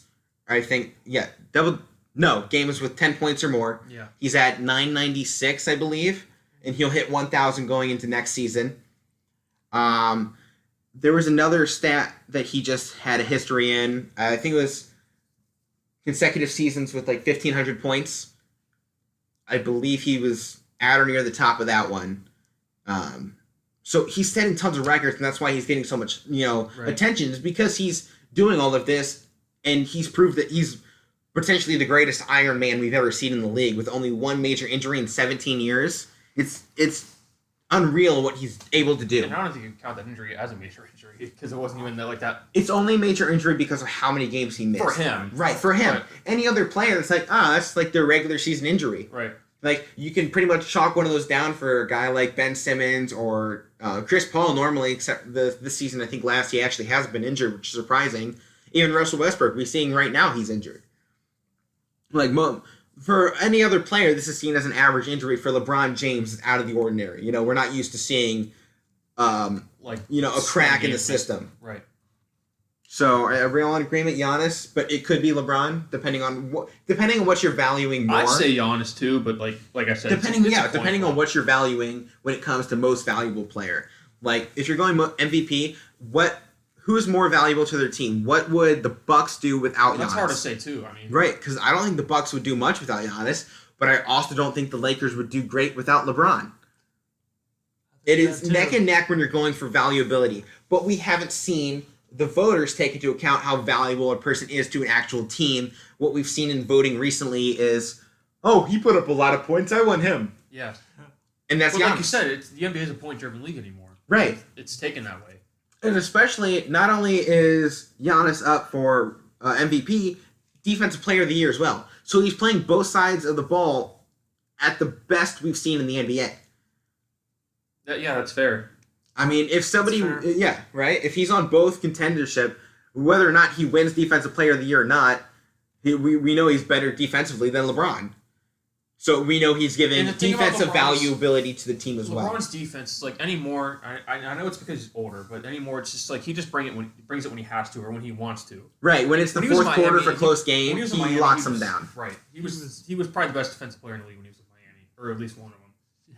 But Right. LeBron, especially now, I mean, this how we're going through now with these playoffs, he's going to bring it now defensively. So that's, but But then again, it's not a postseason award. It's It's not, just regular right. season, and he doesn't play defense in the regular season. That's a fact. it is. Unless it's a close game in the fourth. Yeah. That's the only time he puts it down. And when he does, he's great. When he plays defense at his level, which he can't do for 4 quarters, he's one of the best defenders in the league. Not without a doubt, right? Okay, so let's move on. Next award here. Most improved player. We have Brandon Ingram, Bam Adebayo, and Luka Doncic. Who wants to take this one? Luka. Luka's going to take it. That's a good shout. I mean, this is a really close I think- competition. I All don't- players in this Bam, one. I don't Bam think- has improved a lot. Sorry. No, go ahead. Bam has improved a lot. Who's the other one you said? We got Luka, Bam, and where'd it go? Brandon Ingram. Brandon Ingram has. Brandon Ingram has been leading the Yeah. Pelicans without He was leading. Golden Boy Zion.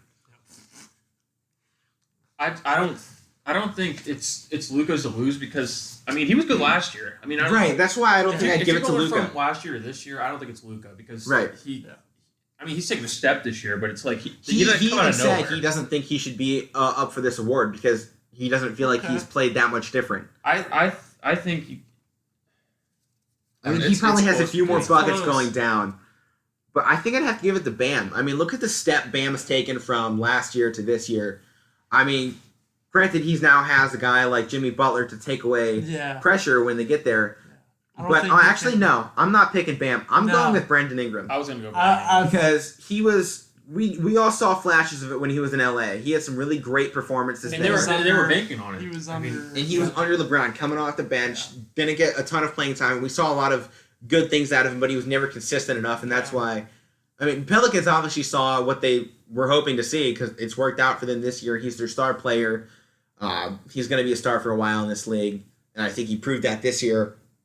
So I think he's most improved out of everybody, just based on how better he's doing since last year on a team that has miserably underperformed, potentially due to too much hype in the preseason, and then the loss of number 1 overall player Zion from the draft, which I know you don't like him, but you have to admit his efficiency once he gets on the floor, at least scoring wise, is outstanding. It's one of the best in the league.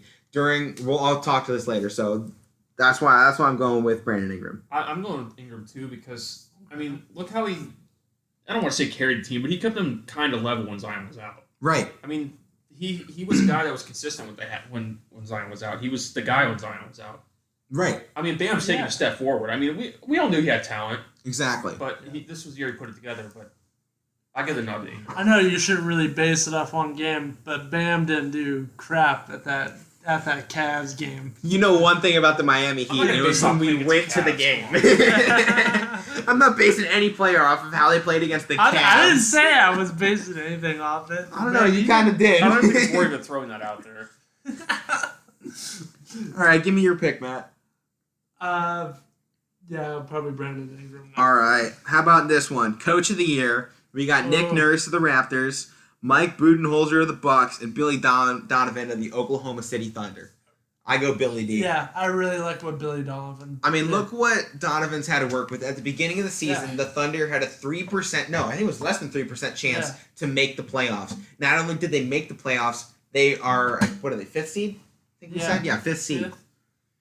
Fifth. The shining factor with me because I was going between Donovan and Nurse? Nurse. But the only thing with Nurse is that okay, they lost Kawhi, but they still have the whole core of that team. Right. intact. The team was so good last They still season play together. alone. They still play under his system. They embrace that system. So with Donovan, I mean, they have good players. It's just like everybody thought once they lost PG and Russ, it was like they're just. Granted, we thought that after and nobody thought Chris Paul wanted to play there. So I mean, for him to embrace that leadership role and take control of the team, I mean, Right. that was. we've had great play out of the rookies for the Thunder as well. But like Right. going back to the Raptors here, a lot of people had doubts when the Raptors got rid of Dwayne Casey as the head coach after That- he won Coach yeah. of the Year, Yeah. and he's now with the Detroit Pistons, and now. they've done nothing. No. Granted, that's no fault of his own, really. No. He has been given nothing to work with in that organization. They fired him. He was coach of the year. I was Right. so mad on that. So this is Nick Nurse. Like we're seeing part of a system, but he's putting a system in place. And then I think he just kind of got Kawhi out of nowhere. He wasn't part of the plan. No. It just happened to fall into his lap. Right. So now that Kawhi is gone, he's back to his vision, his plan for the team, and we're seeing it's working. The team has tons of talent. That's why they were in the Eastern Conference playoffs year after year before Nick Nurse even got there. So I don't think... I mean, he's obviously shown great, considering the fact that they're a better team than they were last year. They have a better record and a better three-point percentage. Yeah. So Definitely. they lost Kawhi, but they're overall statistically a better team. Yeah, I mean, in terms of efficiency, you see how well they play together. I mean, they lost Danny Green, too. That was a Right. significant loss. That But was pretty bad. But they seem to have replaced him just fine. And that's a testament to Nick Nurse's coaching there. And being they able to find the right guy Right. to put into that they spot. got stepped up. I mean, they got OG Anunoby was out last year, I think, in Yes. the playoffs especially. Rondé Hollis-Jefferson they got from the Nets. So, I mean, you know, they're not the caliber of players of Danny Green and Kawhi, but they place them with good players that fit their system. Yeah, definitely. But okay, so let's get our official pick here. I'm going Billy Donovan. I like Billy Donovan. I think we're Okay. clean I just slate think he has earned it this season with how the Thunder performed. Yeah. Agreed. Especially after people question the Chris Paul trade with Russell Westbrook. Clearly it's worked out for him. We'll see how far they're able to go though this year. Next one up. Matt, you want to take this away? We got Rookie of the Year between Ja Morant, Kendrick Nunn, and Zion Williamson. Matt, take it away. John Morant's gonna win. Okay. That's a fun rant. All right, Mike, what do you think? No. I'm not done yet. Oh, no. Well, we'll give our short picks here, Alvin. We'll let him take over. Go ahead. I like Ja. I mean, like, that team had some talent when he first got there, but for them, they were the 8th seed going into before everything got delayed due to COVID, but they were the 8th seed and nobody even saw that coming. And it was large in part because of him. They were the 8th seed, and they were overperforming for the entire season up until the bubble, and then when they came back, they lost one of their star players in Jaren Jackson. He didn't return for the bubble, and a lot of people have accredited their major downfall in the bubble to him not playing. So there's, discrepancy for Ja. Obviously this wasn't including the bubble. So if we're just going for the regular season, one, Zion didn't play enough games. He just didn't play enough, and He only played about a month. he hasn't been the only rookie that suffered because of he didn't play enough, so he didn't win the Rookie of the Year award. After all, the Rookie of the Year award means nothing. At the end of your career, it's a cool thing to look back on, but it means nothing if you don't get an actual MVP or first team All NBA or an NBA championship. If you don't make one of those, the Rookie of the Year really means nothing. Right. I mean, we can look back. I mean, you look back, Kyrie won Rookie of the Year, but nobody thinks about that when they talk about Kyrie No. anymore. Right. No, He has, one he has a thinks- championship now. It's Kyrie, we consider him one of the best point guards in the league because of his ball handling and his ability to shoot in the clutch. We don't consider him a great leader, or No. I don't think It's a horrible league. I don't think a lot of people at the moment would put Kyrie Irving in the top 10 players in the NBA. No. Granted, he'd probably be top 15 easily. I would definitely put him in top 10. I Yeah. think just because of his ability to play in clutch moments and best ball handling in probably NBA history, only up there with Allen Iverson maybe. Maybe. But like Rookie of the Year, it's just one of those awards. I don't really think it matters all that much. It's a cool No. award to have. It's a But sad- I think it definitely goes to Ja. He was consistent throughout the year. Yeah. We've seen Zion And- take on about 5 different roles based on the game because they didn't want to play him enough because he was overweight, and then Yeah. they didn't think he had enough stamina, and then he came out there and proved that he did, and then they went, no, he doesn't. And then once we got to the bubble, he played great. He's very efficient when he does come into play. I think he'll be good in the league. I don't know if we'll ever see him go into the starter position if he's doesn't get, I'll say, his weight and endurance. How about that? If he That's doesn't get his amazing. endurance under control and is able to improve how long he can stay out there on the court. He says he wants to be out there on the court longer, but the team's just not letting him. Probably because their health advisors like, no, he can't play that long. He's going to get injured. right. Because he does have a long and extensive injury problem. So I just think Zion probably at some point could win a 6th Man of the Year. Yeah. I think that's probably the You don't best 6th award. man? Six man. I think at some point down the line, So you're not saying. So you're saying he's not going to be a star. he's not going to be the next What do we LeBron. consider Lou Will? Lou Williams is a star in this league, but he's a star off the No, bench. Zion's a starter, man. He's I don't know. I have to wait for him to actually do something on the court where he can play a long time. Because you know what? If he's playing 16... Now you're fine. Wait, So hold on, you're coming hold on on, my hold on, side Let now, me finish right? this. Let me finish this. We have seen Zion play 16 minutes and get 22 points. You know what I can do with that? I can make him play 16 minutes and get 22 points coming off the bench. I can give you those numbers off the bench so easily, and then I can go... But who are they going to But he's start not that's good better enough to than be him? a starter. I'm just saying, at some point down the line, I don't think he's going to be on the Pelicans for his whole career. No, I don't think I so. think he leaves when he's a free agent. Yeah, that's the thing. No star stays on the same team No. anymore, so it's No. that's not a stretch. I think wherever he goes, I don't think he'll end up being the star we have him put out to be. I No. think he's going to be a very Thank good you. player in the league, though. Thank you. He's going to be very good. Yeah, Matt, you're saying he's not going to be good at all. That's not what Alex said. Yeah, Well, you've been calling him a bust. I'm saying He is he's a going to be a bust. very good player. Everybody's saying, "Oh, the next LeBron James." Are you kidding me? I'm only People saying. need to be quiet I'm only about saying that. I don't. He's never going to be the face of the league that one the media wants him and the NBA wants Thank him to you. be. At least you're But I coming do on think my he's going to side be little bit. a career 23-point average guy. I also don't like the fact that he doesn't get assists and his rebound numbers No. are low. No. There's no. I mean, if he's But, only playing in his okay, defense, go ahead. he only played what, like 20 games? yeah. Why? And- Why did he only play 20 games? He was injured. Exactly. That, If he- that's okay, why I well, made then that- here's that's what why I'm I saying. made Strong that- argument. Well, That's- time That's out why I here. made that point before. He's Can, gonna can we, get hurt. can we talk about What, injuries so real quick? time out. So he Okay. was injured. That's going to make him a bust. No, but wait. No. Look at Derrick Rose. Look at Derrick Rose. One of the Yeah, but he had one MVP. He wasn't a bust till he got right. No, But not he's- a bust. no, he's but not keep a in bust. mind, after repeated knee injuries, he's no longer a starter. But he still puts out games where he puts up Yeah. 40, 30 points or whatever. But he still comes off the bench, highly efficient. Yeah. I'm not saying exactly like Zion. No, It's but I'm saying completely about different build. I'm just, Everybody. oh yeah, I know. everybody You're gets- Matt's an idiot. We all acknowledge shut that. Everybody gives him all this praise all the I'm time. not giving him so much praise. That's not the thing. It's just like to just say, I know what we were just saying now. Like just to say he was injured to start. Like that doesn't make him a bust. No, I'm No, just it wondering. doesn't make him I'm a not bust. yours again. Not yours. That doesn't make we're him a we're both bust. against Matt in the same Well, argument that- here. well, these two came over for a little bit. Like, a couple months ago, like, oh, he's awesome, I never called him Yes, awesome. you I did. said he was going Yes, to be you really did. good in this league. Nah. Check the tapes. Check the tapes. I got Check the everything tapes. recorded. Nah. All right, let's go to the next one here. Next We all one. said John Morant for rookie. Zion's a bust. Sixth man of the Excellent. year, Montrezl Harrell, Dennis Schroeder, Lou Will. Lou Will.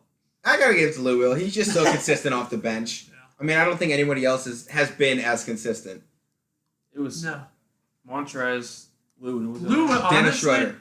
Dennis honestly- Schroeder is on the Thunder. I Honestly, kind of like Lou- Dennis Schroeder. I like him. Dennis- He's done very good, but I just Lou Will's when they need a bucket, he's in there and but he you gets expect 18 that from points. him. Like, Well, yeah, but like if you're bringing a guy off the bench just because we expect it from him, and Dennis Schroeder's doesn't mean never we been. should discount it though, Dennis right? Schroeder's always been a starter. Going back to Atlanta and Right. and the first couple years he was with OKC, but I liked it. I like Schroeder this year. I mean, not to say just because Lou's done it in the past, but he's that's his role, and we all know that's his role. Right. I mean, but should we really discredit that because that's his role? I mean, if he's still the best sixth man coming off the bench, no matter his role Yeah, with but the team. that's the case. So you can give LeBron the MVP every year. Right? We can talk. That's the same argument. I think it's a little bit different because of the fact that we're talking about a bench player. And granted, I guess you could make the argument he's being played as a starter. Right? Right, because Is he's that out what there you're trying to getting say? games. He's being played as a starter? Right. Okay. Because he's out there getting the games. So that's to me that's what matters.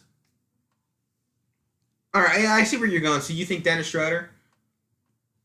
I think Dennis Schroeder. I would like Dennis Schroeder, I but I like have a Dennis feeling it'll go to Lou. Just because You're probably he's- right. You're Because Right. what Lou's done. Like, Yeah. Lou's Lou's like the- consistently your sixth Lou, man, right? Yeah, Lou's like the ultimate six man. Right. I mean that's why he's playing that role. He's the sixth man, and he's coming off as a sixth man. That's just what he's doing. But I see the argument going, well, yeah, that's what he's supposed to do. That's his role. He's being played as a starter in the sixth man. I'm not trying to overlook it just because Right. it's his role, but like You're trying to say he's being used as a sixth man, but he's getting starter minutes. yeah, and Schroeder Okay, hasn't yeah. done that before. Oh yeah, I mean it's a fair argument to go either way. Then let's go last award here, Defensive Player of the Year. We got Giannis, Anthony Davis, and Rudy Gobert. Give me yours, and then I got mine. Go ahead, man.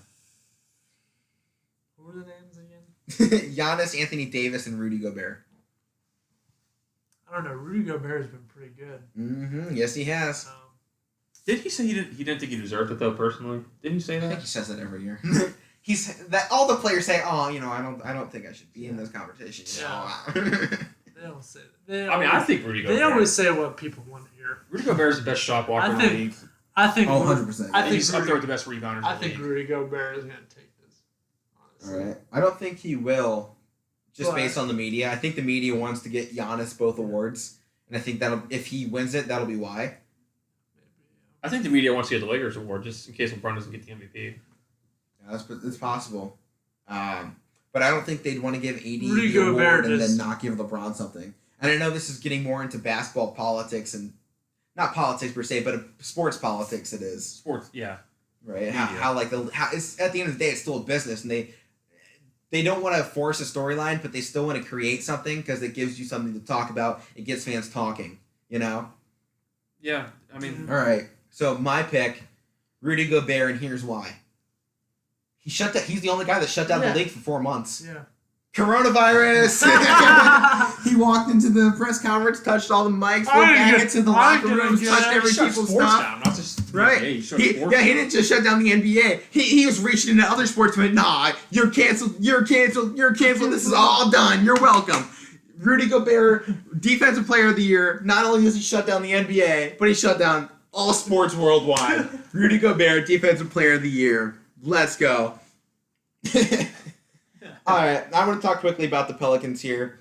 Most importantly, JJ Redick's 13-year playoff streak came to an end. Longest by a player. No, not He longest went by a back to player. high school too. Right. He has been in the What? NBA for 13 seasons. He has made the NBA playoffs every season. He hasn't missed playoffs in What like team any was he level. with? JJ Redick was with. He was with Orlando. He was with the Clippers. He was with. He was a Philly. bunch of different teams. But Yeah. just right now, like. Oh, right now he's Yeah, on the no. Pelicans. Oh yeah, That's that's why we're talking right. about the That's right. Pelicans? That's Yeah. right. Well, I don't really care about that. Obviously. But my biggest question for them, like we saw in the bubble, you guys didn't watch as many games. Why weren't they playing Zion in crucial moments? He was averaging 18.4 points per game, 55% from field goal, 4.2 rebounds, and 2 assists. And he only was averaging 20 minutes per game. Any other player started averaging that. They're giving him 25, 30 minutes. But, biggest issue was we were coming down to crunch time in must-win games, and they weren't putting him back in. They would take him out with 8 minutes left. Then in a 1-point game with 4 minutes left, you're not putting your guy in. Then there was a moment, there was 30 seconds left in one of the games, one of their final games. They had to win, or else they'd be facing elimination. I mean, they would be eliminated. They ended up losing. They didn't put Zion in for the... there was 30 seconds left in the game, one possession. They really just needed someone to drive it into the lane and put the ball through the hoop. Who else better on that team is better at putting the ball in the hoop right next to it? It's Zion. I mean, you have to admit, he's one of the best guys in the post when it comes to his speed and his ability His size. he has strength. And that helps him when he goes down into the post. I know, Matt, you don't like him. It doesn't matter. Because he is Matt, good you in the have to say post. something good about him. I mean, he's not just he doesn't suck at everything. There's a He reason doesn't- he went number one. I've There's a never- reason I've he never is said able to that. score A 20 plus I points a never game. said Unless that. it's the same thing. As Matt, saying. how many players in the NBA do you know of that can go out there and score 20 points in a game with under 20 minutes? I know a lot of players. Right? Go ahead, LeBron Yeah, James. and they're top 20 players in the league, are they not? Yeah. Exactly. You just disproved your own point. Okay. Well.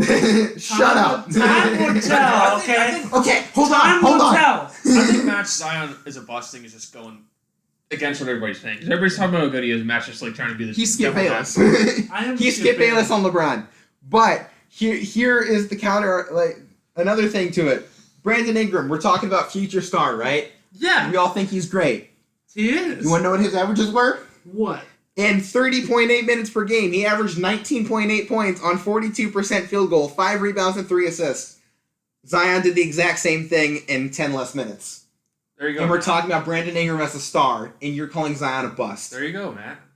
You have been dismantled and destroyed in this conversation today. Let's move on to the Let's Phoenix go. Suns. Let's go. What do we think of them? We obviously saw them play pretty good. Are they a future powerhouse in the NBA, or do they still need some more? They are. They have young talent.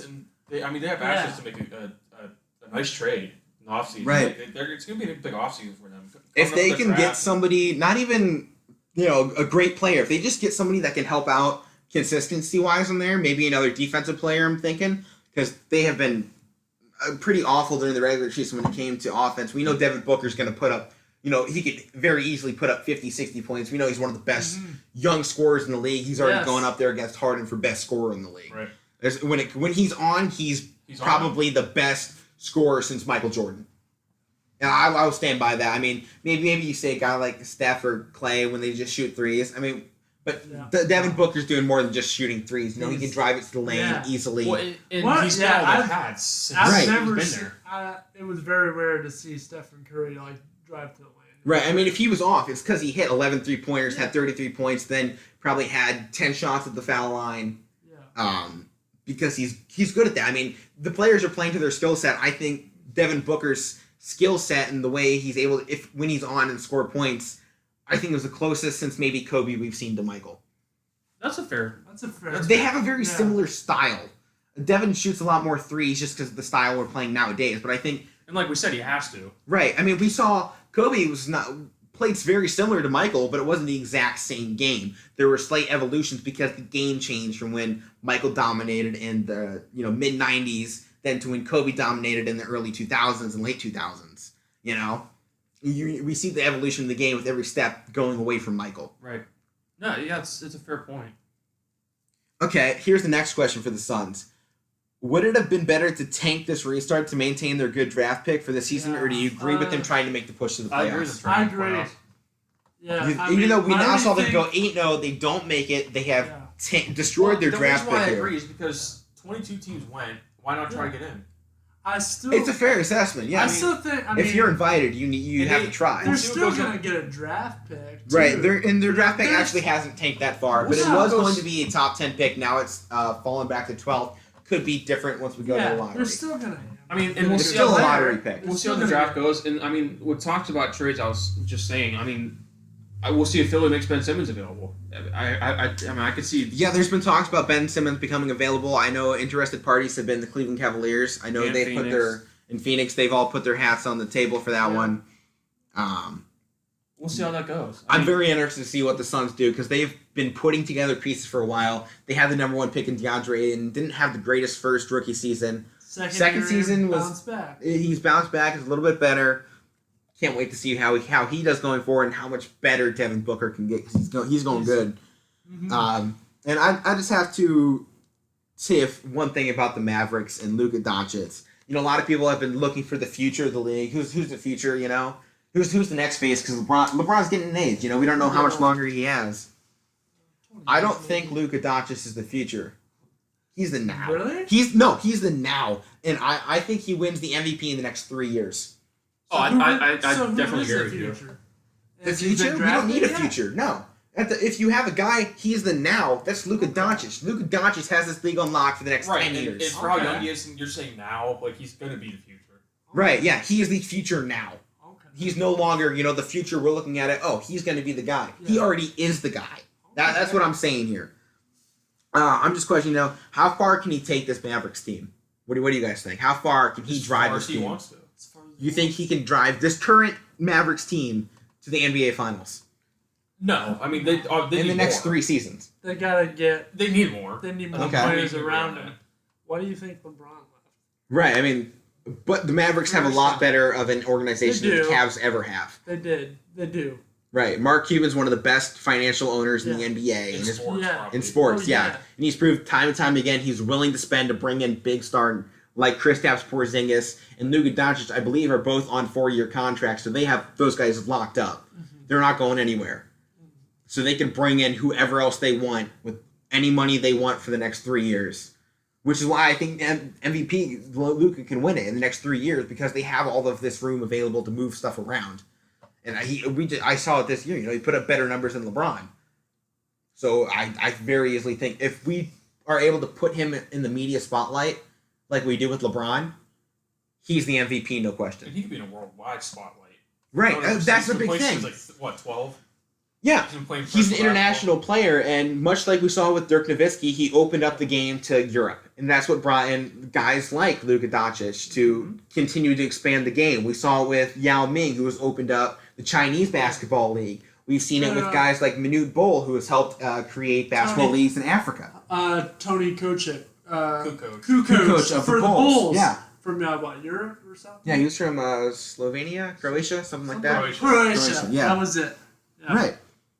I mean, if we look at their team right now, they have Maxi Kleba, DeLon Wright, Tim Hardaway Jr., Justin Jackson, Seth Curry, Dorian Finney-Smith, Boban Marjanovic, JJ Barea, Dwight Powell, Willie Cauley-Stein, Michael Kidd-Gilchrist, Cauley-Stein, Trey too. Burke. A lot of guys that have so much potential. Trey They've Burke. just never been put in the situation Trey to Burke succeed. played for Cleveland for a little bit, didn't he? No. No, I don't think so. Dwight Powell did. I know that. Yeah, Drafted Dwight him. did. They have a lot of potential. I'm excited to see where those guys go.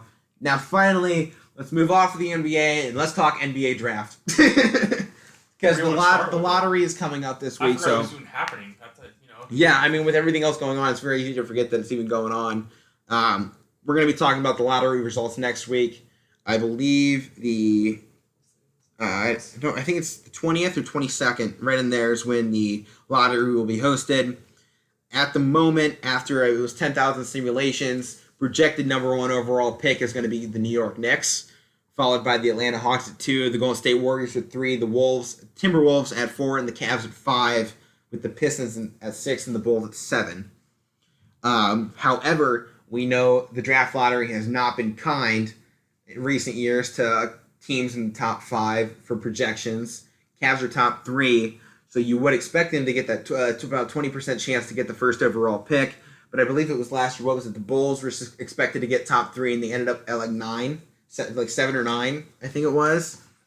If the Cavs drop out of the top 10 in the lottery, which would be shocking, but is possible because of the way the lottery works, they lose their draft pick. Because it's currently a draft exception with, I believe, the Atlanta Hawks. So if it drops out of the top 10, they get our draft pick, and we'll get whatever pick we have next season. If we keep this pick this season, and we're still in the top 10, it's got the protection, so then we'd lose our pick next season. Frankly, I'd much rather be picking this season. Yeah. It's not likely though. It's very unlikely, but draft date has been set for October 16th. So once we get closer to that, we'll definitely be talking about that, who we want everybody to pick, who we think's going where, best fits for certain teams. We just saw that the Thunder lost to the 76ers the other night. Therefore, the 76ers got the Thunder's pick.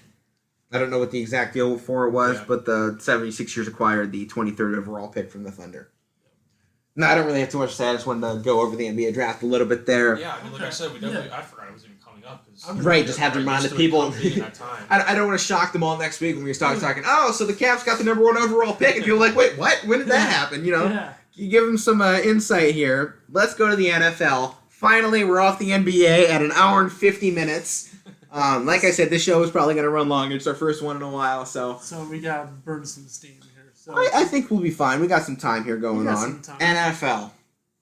Probably Let's the do it. greatest news coming out of the NFL in years. Alex Smith is back with the Washington football team. He has just been taken off of the PUP list and is cleared for full football activities. What was Phenomenal comeback after 17 surgeries, gut-wrenching life-threatening injuries, almost lost his leg. Didn't think he'd, one, be able to walk, two, ever be able to play football Did you see the again. video of him walking his That- kids? Yes. It's, It's going to be I wish emotional that- if they bring him onto the field this season. I watched that E60 Yes, thing? we both Oh watched my that God. E60 I watched documentary that. on that That- one. That injury What, do is you guys like- remember the name of that one? I forget. Was it like 9 or something? Yeah, I yeah, think it's like so. a number, I think. Something, short. If you guys have time to watch it, definitely watch it. Yeah, 100% recommend. Especially, I'm sure broadcasters will be talking about it all this season.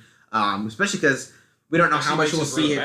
Yeah, we don't know how much we'll see him in a playing role because I'm sure the team's going to be super cautious with this situation.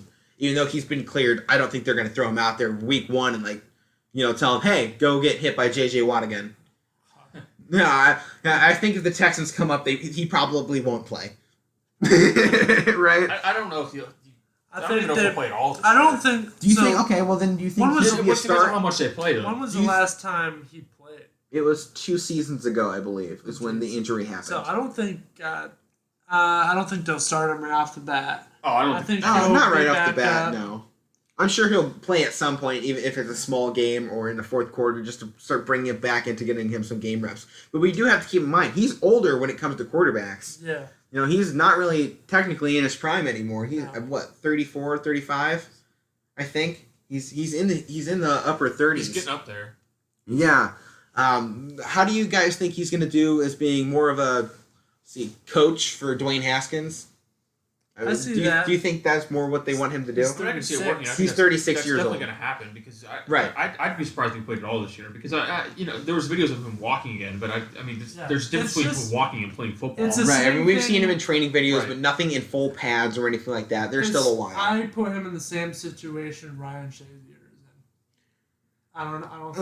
Shazier's a Maybe- little bit different because he Because was of his paralyzed back, from the yeah. waist down, so But maybe in the same area. that's more of an organizational Yeah. role. Yeah. Like Shazier's got the lifetime contract with the Steelers Yes. now. Yes. It's like 1.5 million a Yeah. year, but it's good for He's him. gonna be coaching. Right, he's assistant. You think we'll see Alex Smith as like a QB coach in the I next think so. 10 years or I so? think so. Oh, I do. I think that's he'll- probably a good role for him because he's I think really good. he'll shape up Dwayne Haskins into the quarterback everybody wants him to see. I mean, that's very possible. I mean, considering both players played for Urban Meyer in college. Yeah, with Alex Utah. Smith played for Utah with when Urban Meyer was coaching there. When really they did fantastic when he was there. And then obviously we saw Dwayne Haskins a couple seasons ago with Ohio State, giving us some of the greatest Ohio State performances in history, not just the season. So this is one thing. Hold on, I was going to go to college real quick. I don't like it. People are saying Justin Fields is the best quarterback in Ohio State history because he's not even close. No.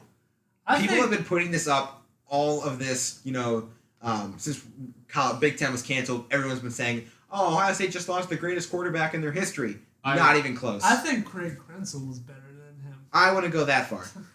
But like, how are you going to put, Justin Fields past guys that actually Troy played there Smith. for more than a season? Troy Smith, Heisman Trophy winner. Yeah. Dwayne Haskins, who holds now most of Ohio State's single season records. Even- JT Barrett, who owns most Yeah. of career records. Right, he's one of the best. Art Um, Schlichter, who was the original Oh, record holder of most he of was Dwayne great. Haskins. He was one of the Um, greatest quarterbacks in not only Who's the Buckeye, other one? but Terrell Pryor. right. Terrell Pryor was fantastic. Braxton Miller was great Yeah. before the injury. Like, I don't think. Justin Fields is the greatest in the past 10 years. I mean, I say Cardale Krenzel Jones was 3 good, games though. was greater than Justin Fields 1 season. Craig Krenzel. That 3-game stretch Cardale had, I think, was better than Justin I Fields' don't- season.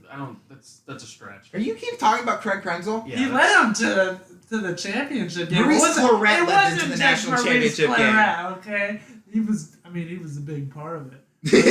large part of it. Large, I mean, let's not discredit Craig Krenzel's I mean, 0-2 he threw performance. the ball. He had, I think in that game, there's a stat that comes up, I think in the third or fourth quarter, on Yeah. how many times he had been hit under pressure. And it was in the 30s, I believe. He had been hit after releasing the ball like 30 times. He was. he was still just- got back up right. and went up there and played. Right, but that game, That was a that game has warrior. ended in controversy and has been discussed thoroughly that we don't need to bring back We don't up. need to bring back up. All right, so name changes for the Washington football team. We're staying on, and we already did a video about this, so let's keep this Yeah. one brief. They have been pushing more and more the Washington Red Wolves. I like that. I like the Red They Bulls. recently started putting out quotes from like some of their fans talking about, "Oh, the Red Wolves would be the best name." Red I Bulls. like the Red Wings that they had. Or the Red Tails. Red Tails. Red Tails, Tails. Yeah, was I was a good fan too. of the Red Tails. Red Wolves works too. I like the Red- We did a whole show on that those, about that. But Just- those uniforms, I mean, I don't know. Oh. That doesn't mean anything, but those look really right, cool. those were man. those were fan ones Those that look came good. out.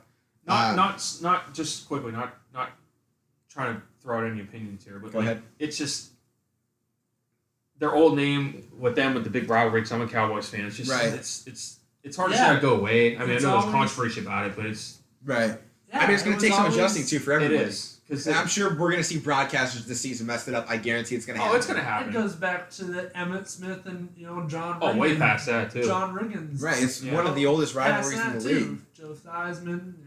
It's going to take a lot of adjusting, but it's happened. We can't go back on it now. And This is I like the to- now. Just keeping all I that like out to of here. I'm just talk saying, about because a that. Cowboy fan is going to be Right, different. yeah. Just- I mean, yeah, definitely. I like to talk about this briefly. Go ahead. If this NFL season happens, I really hope it does. It's gonna be weird. Okay. Just in we don't general, know without that. fans. Yeah. Yeah. Well, Some that, people, no the Cowboys fans. have said they're going to have some fans. But look at this. Well, no some fans. teams are planning on it. Right. Like Cowboys said You're they're going to gonna have minimum capacity, like 20,000. So you're gonna have that. You're gonna have either no fans or less fans. No Tom Brady in New England. right. Cam no Gronk Newton in in New England. Foxborough. Gronk the- and Brady in Tampa. Yeah. That's gonna be You're weird. gonna no more. And it's just the Washington football team. Philip Rivers is on the Colts. Isn't Philip Rivers is on the Colts. What That's the gonna heck? be bizarre. That's gonna be bizarre. Uh, It's just gonna be weird. Well, yeah, in terms of all the player movement, it's going to be weird. It's Right, gonna be weird. But the defensive line for the Cowboys Yeah. is looking great this year. They just lost one of their defensive tackles, but they have Yeah. 3 of the 4 best defensive linemen in the NFC Yeah, East this Everson year. Griffin. It's great. Yeah, they just signed Everson Griffin. Yeah. Quick stat for that one. Only 4 players in the Minnesota. NFC East have had at least 13 sacks in a single season. 3 of those guys are now in the Cowboys. It's Alden Smith, DeMarcus Lawrence, and now Everson Griffin. The other guy is Ryan Kerrigan from the Washington football team. I mean, their defense has no excuse to just repeat what happened last Right. year. Last year it was a down year, it happens, but their defense is so stacked and loaded. I think and you guys talented. had a few down years. Well, yeah. I mean, but from what they had I'm a last Browns year, guy. I can't say anything. from what they had last year, you were expecting a lot out of them last year. Not Right. even just the defense, the whole team. Right. But The Browns have had a down life. Yeah. we'll see how they are this year with Yeah, I mean, hopefully they can do something. It'll be exciting to see a good AFC North. Yeah. If we have 3 good, hell, even 4 good teams in the AFC North, it That won't happen. Steelers team is Won't happen ready. because the Bengals aren't good, but That Steelers team is ready. Well, They got a lot going for 'em. Here's my only thing with the Steelers. They though. do. Like, just to put all your faith that they're going to be so good just because Ben's coming back. Like, we don't know what he's going to be yet. right, it'll But depend on he's how he looked- plays, though. I This- mean, this season will solely rely if on I how was, Ben like, plays. yeah, exactly. And I wouldn't like put if I was a Steeler fan, like I wouldn't put all my faith in just how Ben is. Like he's going to take us how far. I mean, even though he is going to take us as far as they can because they had injuries last year, but I just wouldn't bank on everything just because Ben's coming Right. back. We're just going to be a powerhouse. All right, this has been a huge question. Just kind of a fun one here. Who has the strongest arm in football? Pat Mahomes, Josh Allen, or somebody else? Dude, Pat Mahomes. Pat Mahomes. I mean, the Yeah. guy's a cannon. I mean, He Pat- does. What about a guy like I love Russell Josh Wilson? Allen. He loves that deep ball. Oh, yeah. oh, He's got a strong one. Big Ben had a strong one for a while there. He's zipping 50 passes like he was 20 Right. again. So That you guy's guys ready. gonna go with Mahomes on that one? You think? Yeah. But I think it'd be close. I'd like to Josh, see the competition. Josh Allen is right there. Yeah, he's close. He's I right think there. depending on the day, how the wind's going, They I got think I think it'd go either way. Yeah, they gotta have this competition. They do.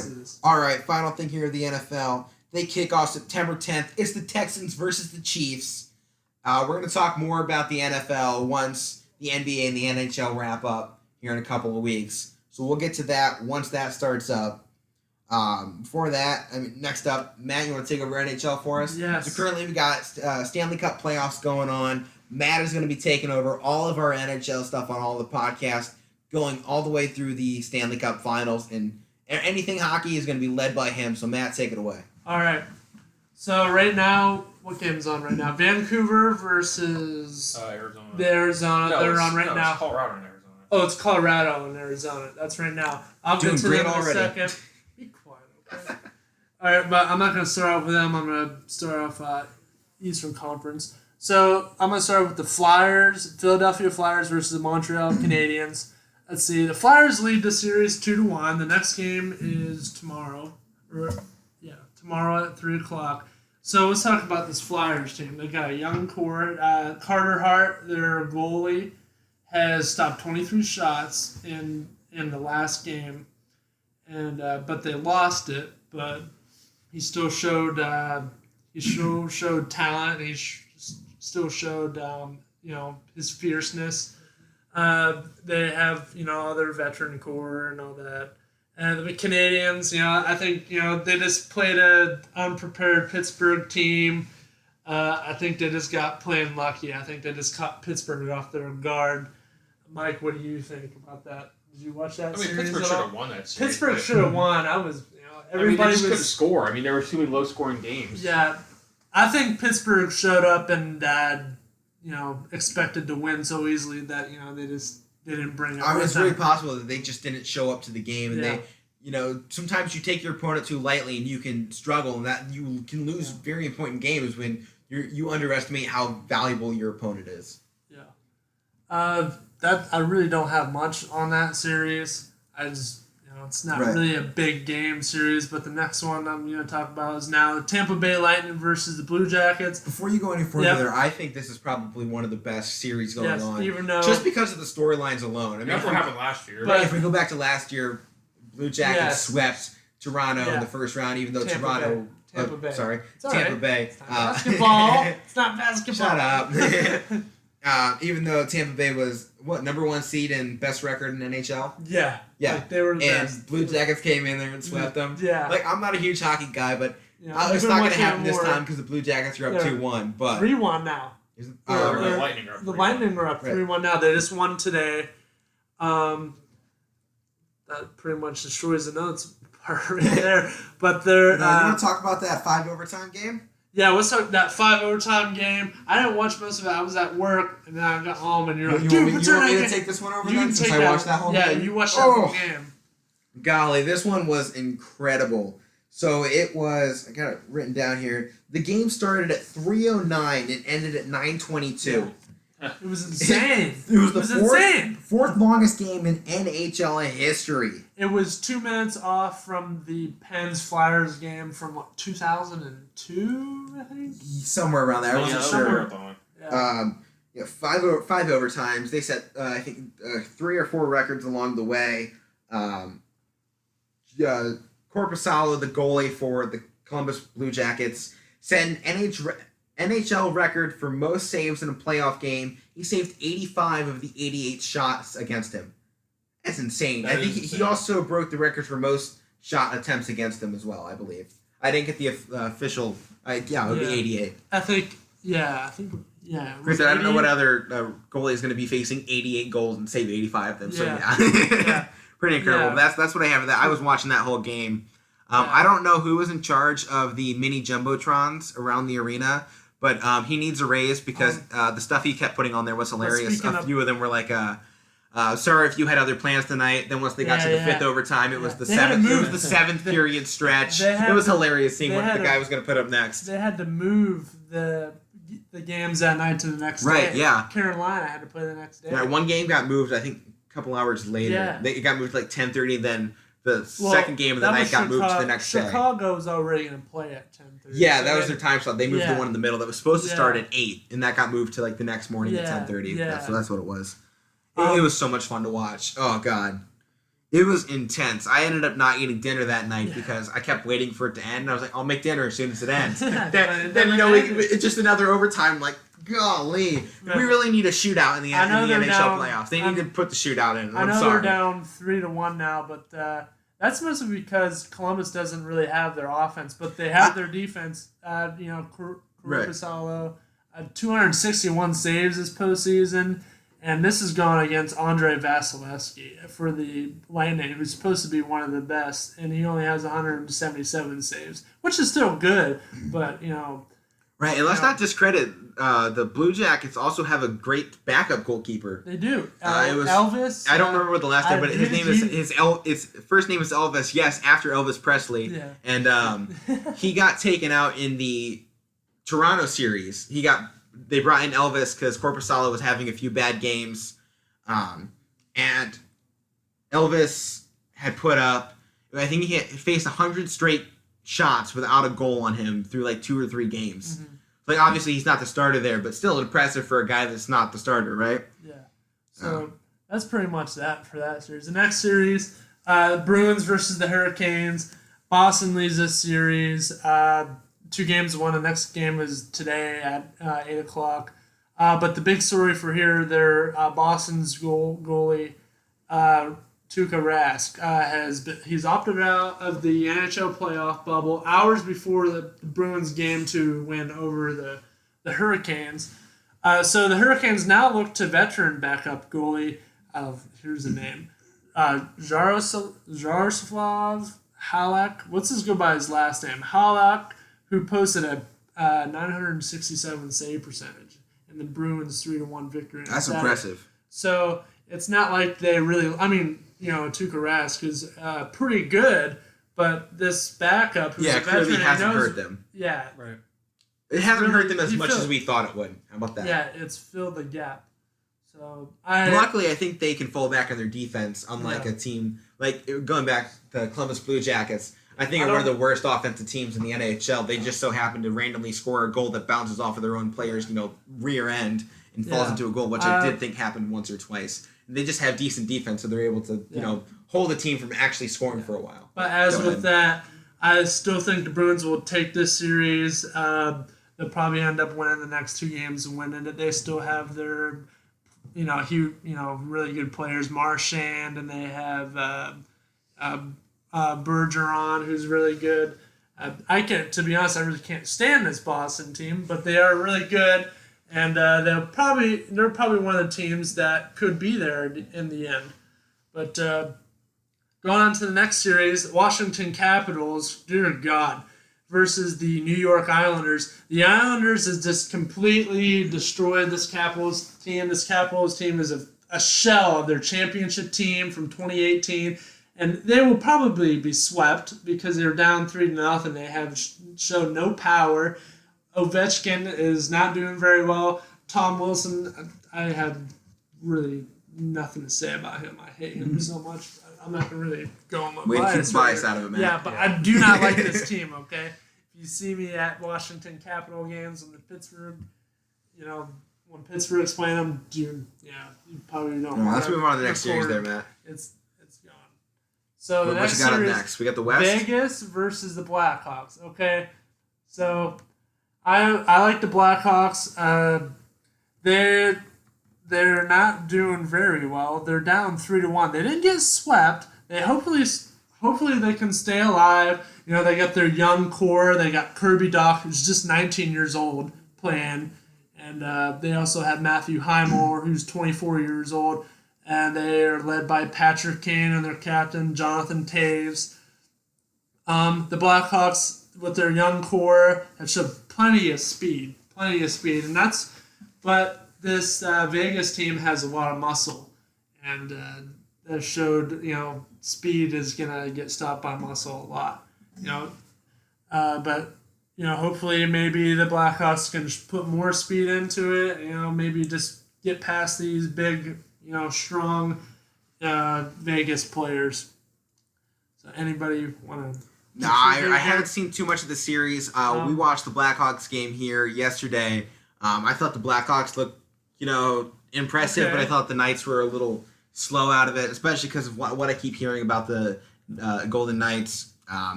But Blackhawks, like you said, young, talented team. They're definitely going to show up in the next few years in the playoffs. The Vegas Knights, Mike, I know you have something to say about this. They have their veteran goalies, Robin Lehner, and former Penguin Marc-Andre Fleury. He's won those 3 Stanley Cups with Pittsburgh over the years. What do you got? I know you've watched a little bit of them. This series I haven't watched a whole lot of. No, but Fleury. Fleury, yeah. Yeah. I mean, he was there when they made their Stanley Cup run in what was that, for their first year? 2009 he was there, and then 16 and 17 too. Yeah. Robin Lehner was with the Islanders last year, who made a pretty decent playoff run. They swept Pittsburgh. But now going on to the next series, it's the game that's currently on right now.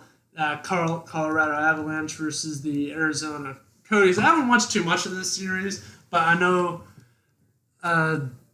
some of the players.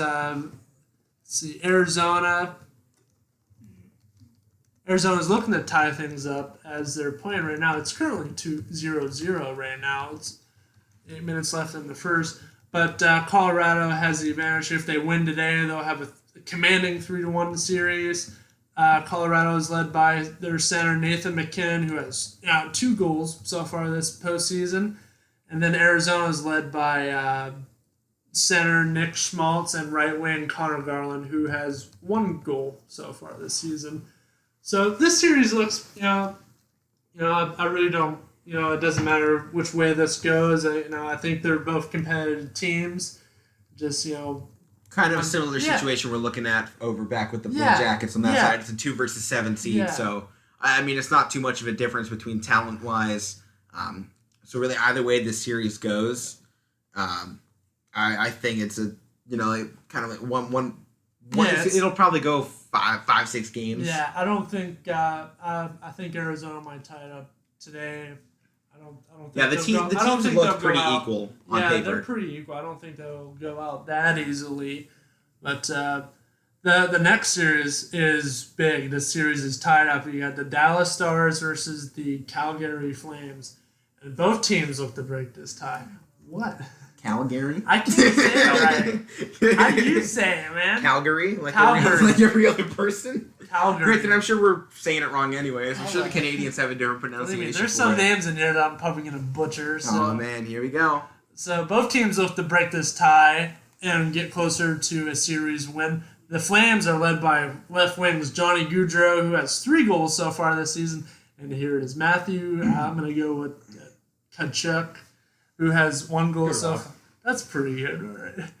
What are you going to do? Say we forget. How many people are really listening at this Yeah, how point? many are really- We are at 2 hours and 10 minutes in. Yeah. If you guys are still listening to us right now, thank you diehards. so Dude. much. You're the You're diehards. the diehard fans. I all right? promise from now on, like the next few podcasts It should won't not be- go this long. We just had a lot to recap on, and Yeah. we still probably got about 20, 25 minutes Yeah. left. So grab your popcorn.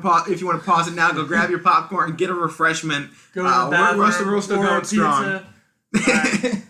So Yeah, we're still going strong in here. we're still going. All right, man. Keep it going. The Stars are led by center Tyler Seguin, who has two assists so far. I've seen both of these teams play before. I've seen them in Pittsburgh a couple of times. They both brought a lot to play when they were there when I saw them. So this series will be something to watch. I have to tune in tomorrow at 5:30, so I don't have to work. So. All right. What So else the we last- got going on? All right, the last series, it's the St. Louis Blues versus the Vancouver Canucks. Vancouver leads this series 2-0. The next game is tomorrow night at 10:30. I'll probably be sleeping.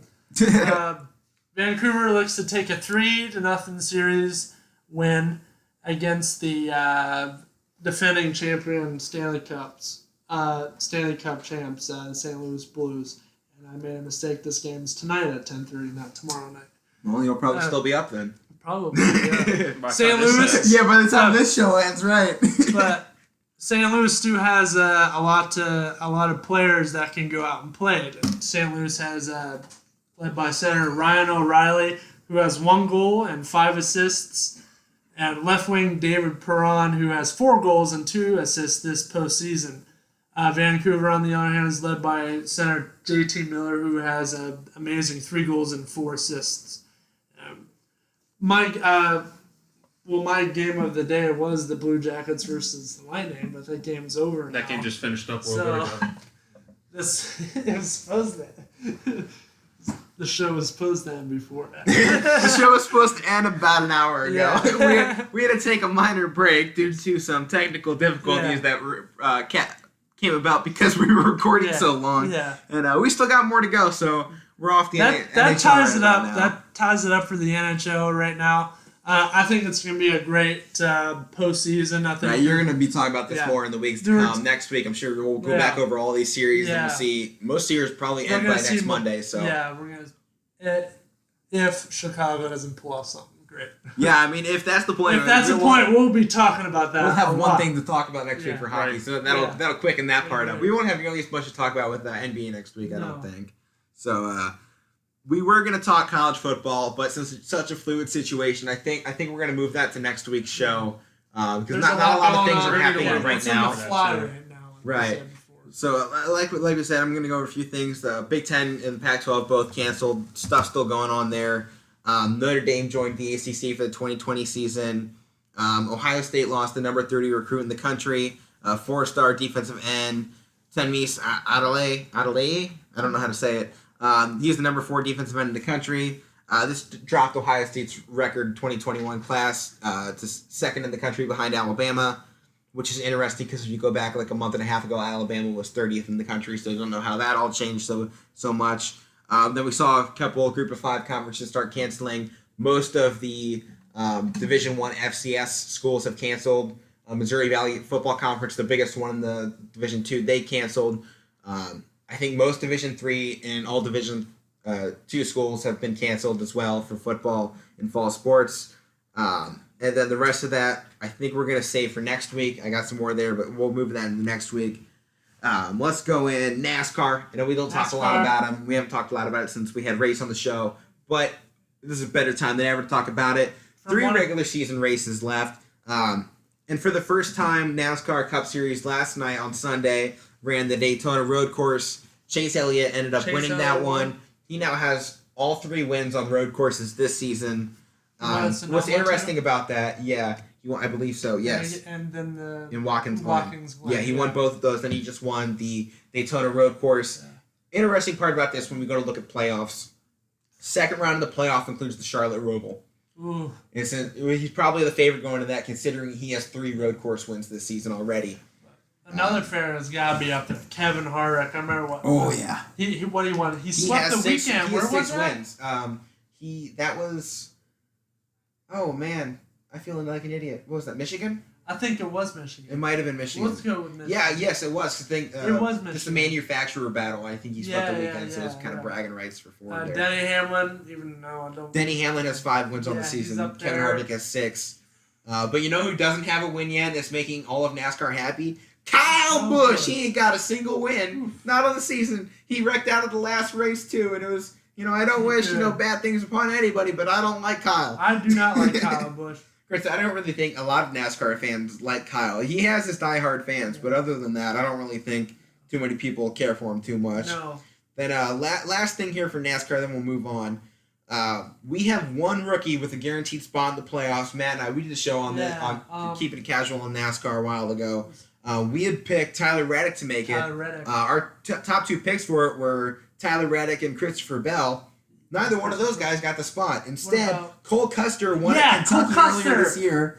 But both of those guys, Tyler Reddick and Christopher Bell, are still on the outside looking in. I'm really excited. Maybe we might get 3 rookies in the playoffs this year, depending on how the Let's rest talk of the season about turns out. the local. Well, his family's local. Ryan Blaney.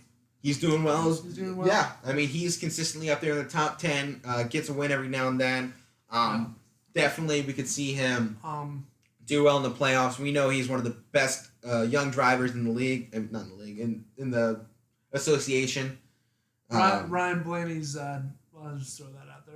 Ryan Blaney's dad and uncle went to the high school where I went to. Dave and Dale Blaney, and they were both in their racing circuit, mostly with sprint cars, dirt cars. Dave was in NASCAR for a while, but he was big name in sprint car racing.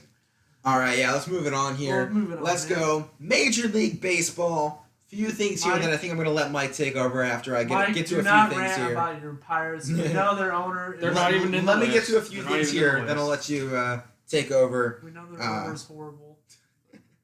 How much longer do we think baseball's actually going to last this season? Because we've seen it multiple Yeah. teams getting series canceled, I think they're But- whole weeks canceled. But Dude, the Cardinals have been playing now. right. The Cardinals was one of the teams, right? Well, Cardinals are at a big issue. no, they haven't played in like 2 weeks. Right. 2 weeks. That's something. Well, because we now have incidents with Miami, and now the Cardinals, they've missed quite a bit of games. Due to these postponements, some teams aren't going to have enough time to make up all the games they missed. The Cardinals have played just 5 games with a 60-game schedule. There are only 41 days left in the MLB season until we get to the postseason. There's not enough time for them, even if they were playing doubleheaders, there's no way they can play that Well, I many of them. think Major League Baseball knew going in. I mean, there's been times like not recently in the last years, but there's been times where there's been teams that have finished with less games played than other teams that at the end of the season. Right. So it's happened before. Okay, And I well, think Major League here's- Baseball knew that going in. Right. So here's the biggest question when it comes to it, because MLB has gone. You get your playoff spot by your win percentage. Win percentage really determines your positioning in the playoffs. But the Marlins are the first team in the NL East at 9-6. They've played 15 games. The Braves, which are in front of them, are behind them, have played 25 games and have 13 wins. So they have 4 more wins, but they also have 4 more losses. Right. So once we get to the end of the season, we'll talk about this more as the season goes on and on, depending on how this whole situation moves. What are they gonna have to value games played and how many wins you've gotten, or who has the better win percentage? Because we could see at the end of the year how until the Cardinals go back to play. I mean, if they played 5 games, Well, with the, then if they go 20-5 or whatever, that's how many games they get in at some point. Are we going to say, oh, well, I mean, they had a fantastic win percentage, but they only played 25 games? Right, I don't agree with doing that because that's not how it normally is. But you're going to have to go by win percentage because it's going to be hard for a team to play all 60 games. I mean, I think we all knew that going in.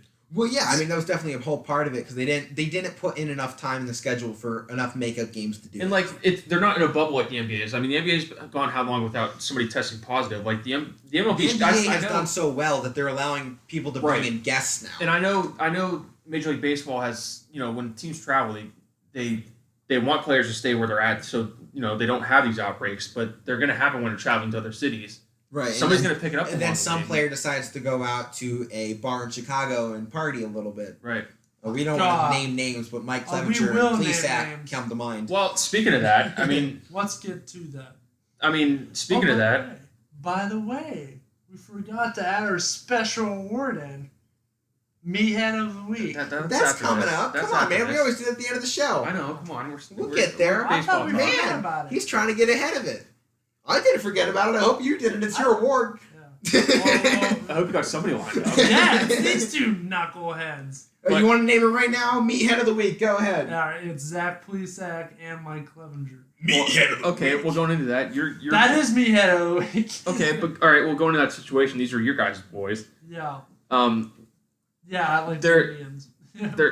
We know that. Yeah, well, There's people don't know that. there's been talk about the last day or two that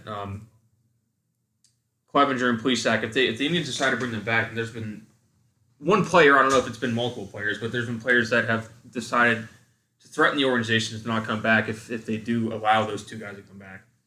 So I mean, do you think that's they a key should? situation. I mean, Who was the guy that made that accusation? as long as they take their time away, the two guys, Oliver Perez. Oliver Perez, they're saying it was Yeah. Oliver Perez, but Yeah. That's what's been rumored. That hasn't been official, That hasn't been right? official yet.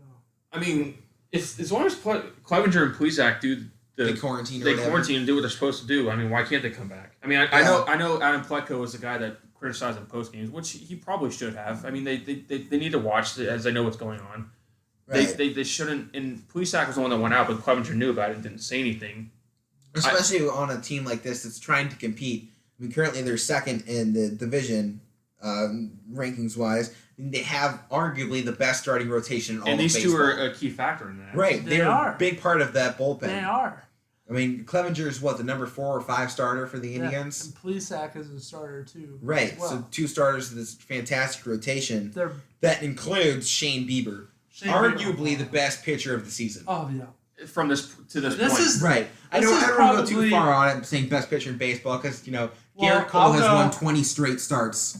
I'll go Those as far 20 as saying the Indians, at least after those two guys were suspended, that this is the best starting rotation. Oh, I think we all could agree on Yeah, that. I mean, We even can all agree still, on I think that. it's good. Yeah. Yeah. But, the best starting rotation, however, probably, I haven't looked at the actual statistics on where the offense ranks, but I'm sure it would be pretty close to last place in the Major League Baseball. It has not been. They need to call on Indian Saint Joe Boo to wake up the Yeah. bats. Come on. They need to wake up the bats, or we need Serrano to come out here and Franmil say some Reyes things. has been, yeah. well, he had a home run yesterday. Reyes has been heating He's up. been doing pretty good. I admit they've done a lot better in a few recent games, but we still see off batting wise they've been struggling. They're so off. We have guys like Jose Ramirez who's trying to get Oscar mega Mercado, contracts and who's stuff. been batting 111. Right. Then he just got moved, didn't he? Potentially, I'm not 100% sure on that. But then, we go guys like Jose Ramirez and Frankie Lindor, who wants the massive contract coming to the end of the year. Frankie Lindor, why are we going to pay him if he's not hitting the ball? Well, and then keeping it into the COVID talks with the players violating the rules. I mean, now you're seeing it with the Reds and other two. We talked about the Cardinals earlier, but you're seeing the Reds now. I mean, they had a guy that they said tested positive, but the jury's still out on that. Right, and it ended up canceling the series against the Pirates this Right, it past did. weekend. That series was halfway through. It was a 4-game series, and Granted, it probably saved the Pirates from a Yeah. couple of losses. It Oh did. man, It did. I'm I don't glad know. you said it. Right. I'm glad you said it. Oh, he was going to say it if it... I was. I mean, the Reds are struggling too, so that But anyways, that was 2 teams in the basement in the NL Central. But so we saw it with the Cardinals. I mean, they started out with one or two players testing positive, and then within 3-4 days, it turned into 13. Right. So that's you don't know what's going to happen with it. So we don't It's a even very fluid situation. It's constantly adapting to what's going on in sports. right. But I have one more thing to go Yeah, here go. with. Well, I have a few more than that. But how do you guys like the new extra innings rule? Putting I for think those of you it's that don't stupid. know, once we get to the extra innings, a runner's automatically placed on second base. It's stupid. I don't- It's like Little League. Okay? Yeah, it's kind It's hard to of just silly. come out and say it like Right. that, but I mean, there's no other way to put it. Scoring in baseball Maybe- isn't supposed to be easy. I understand why they did it. Yeah, first base we can talk. Right. Really, I think- second base, I think if in the future, Indians if they got were, screwed in that one. but game. they've also benefited from it. Yeah.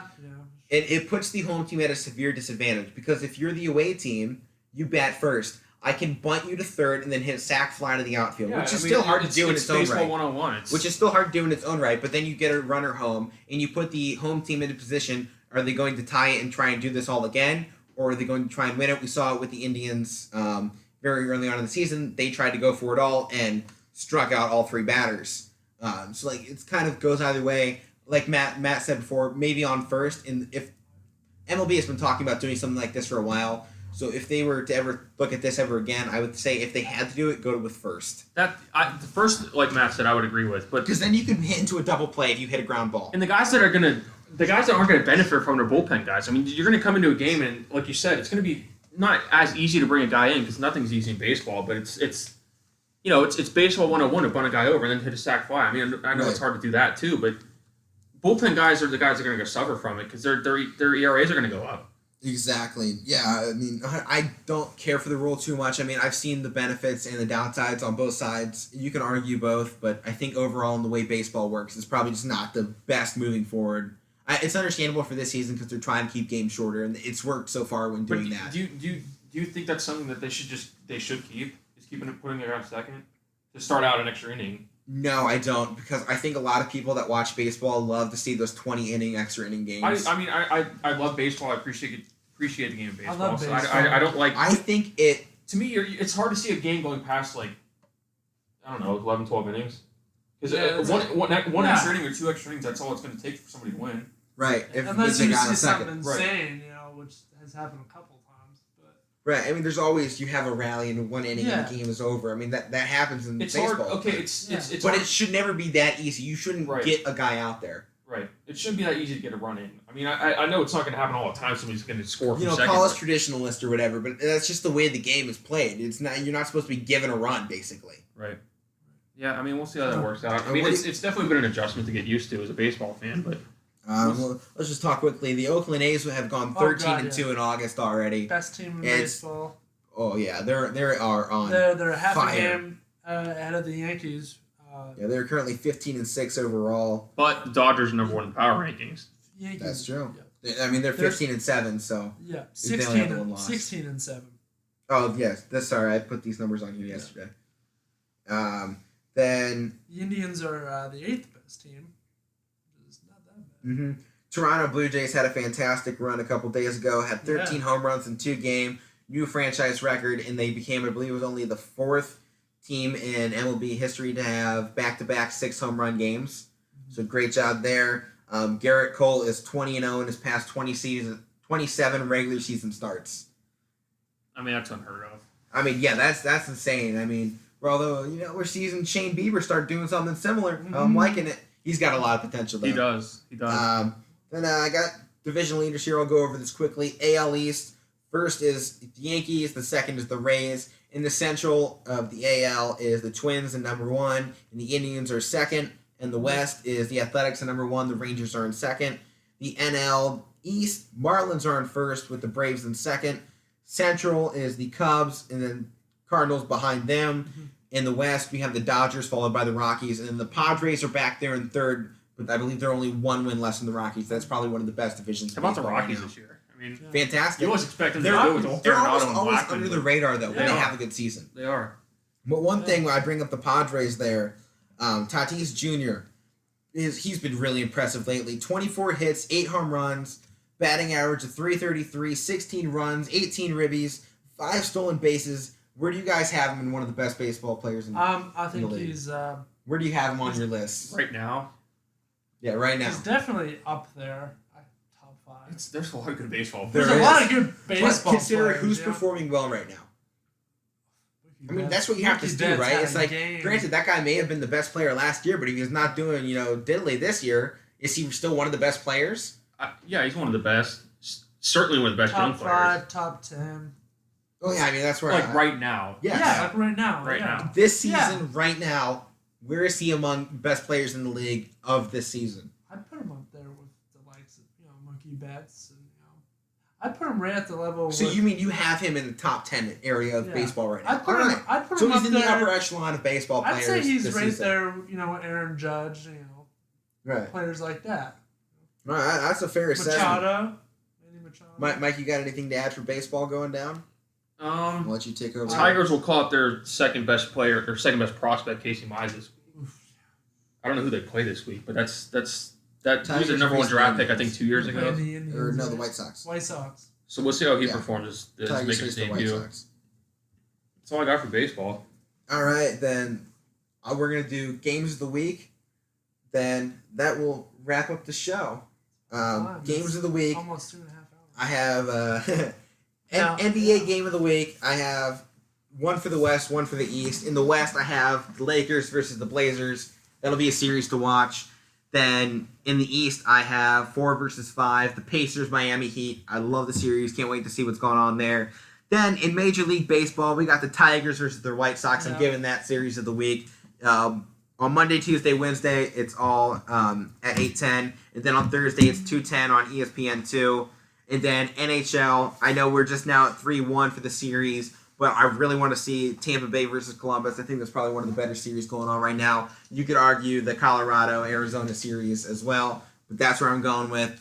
Thank you all for watching. Make sure to check out our social medias, Instagram, Twitter, YouTube. Check it all out. We got stuff coming at you everywhere. Twitter's going to give you live updates on all things going on in sports that we don't get to or just aren't enough for us to talk about during the week.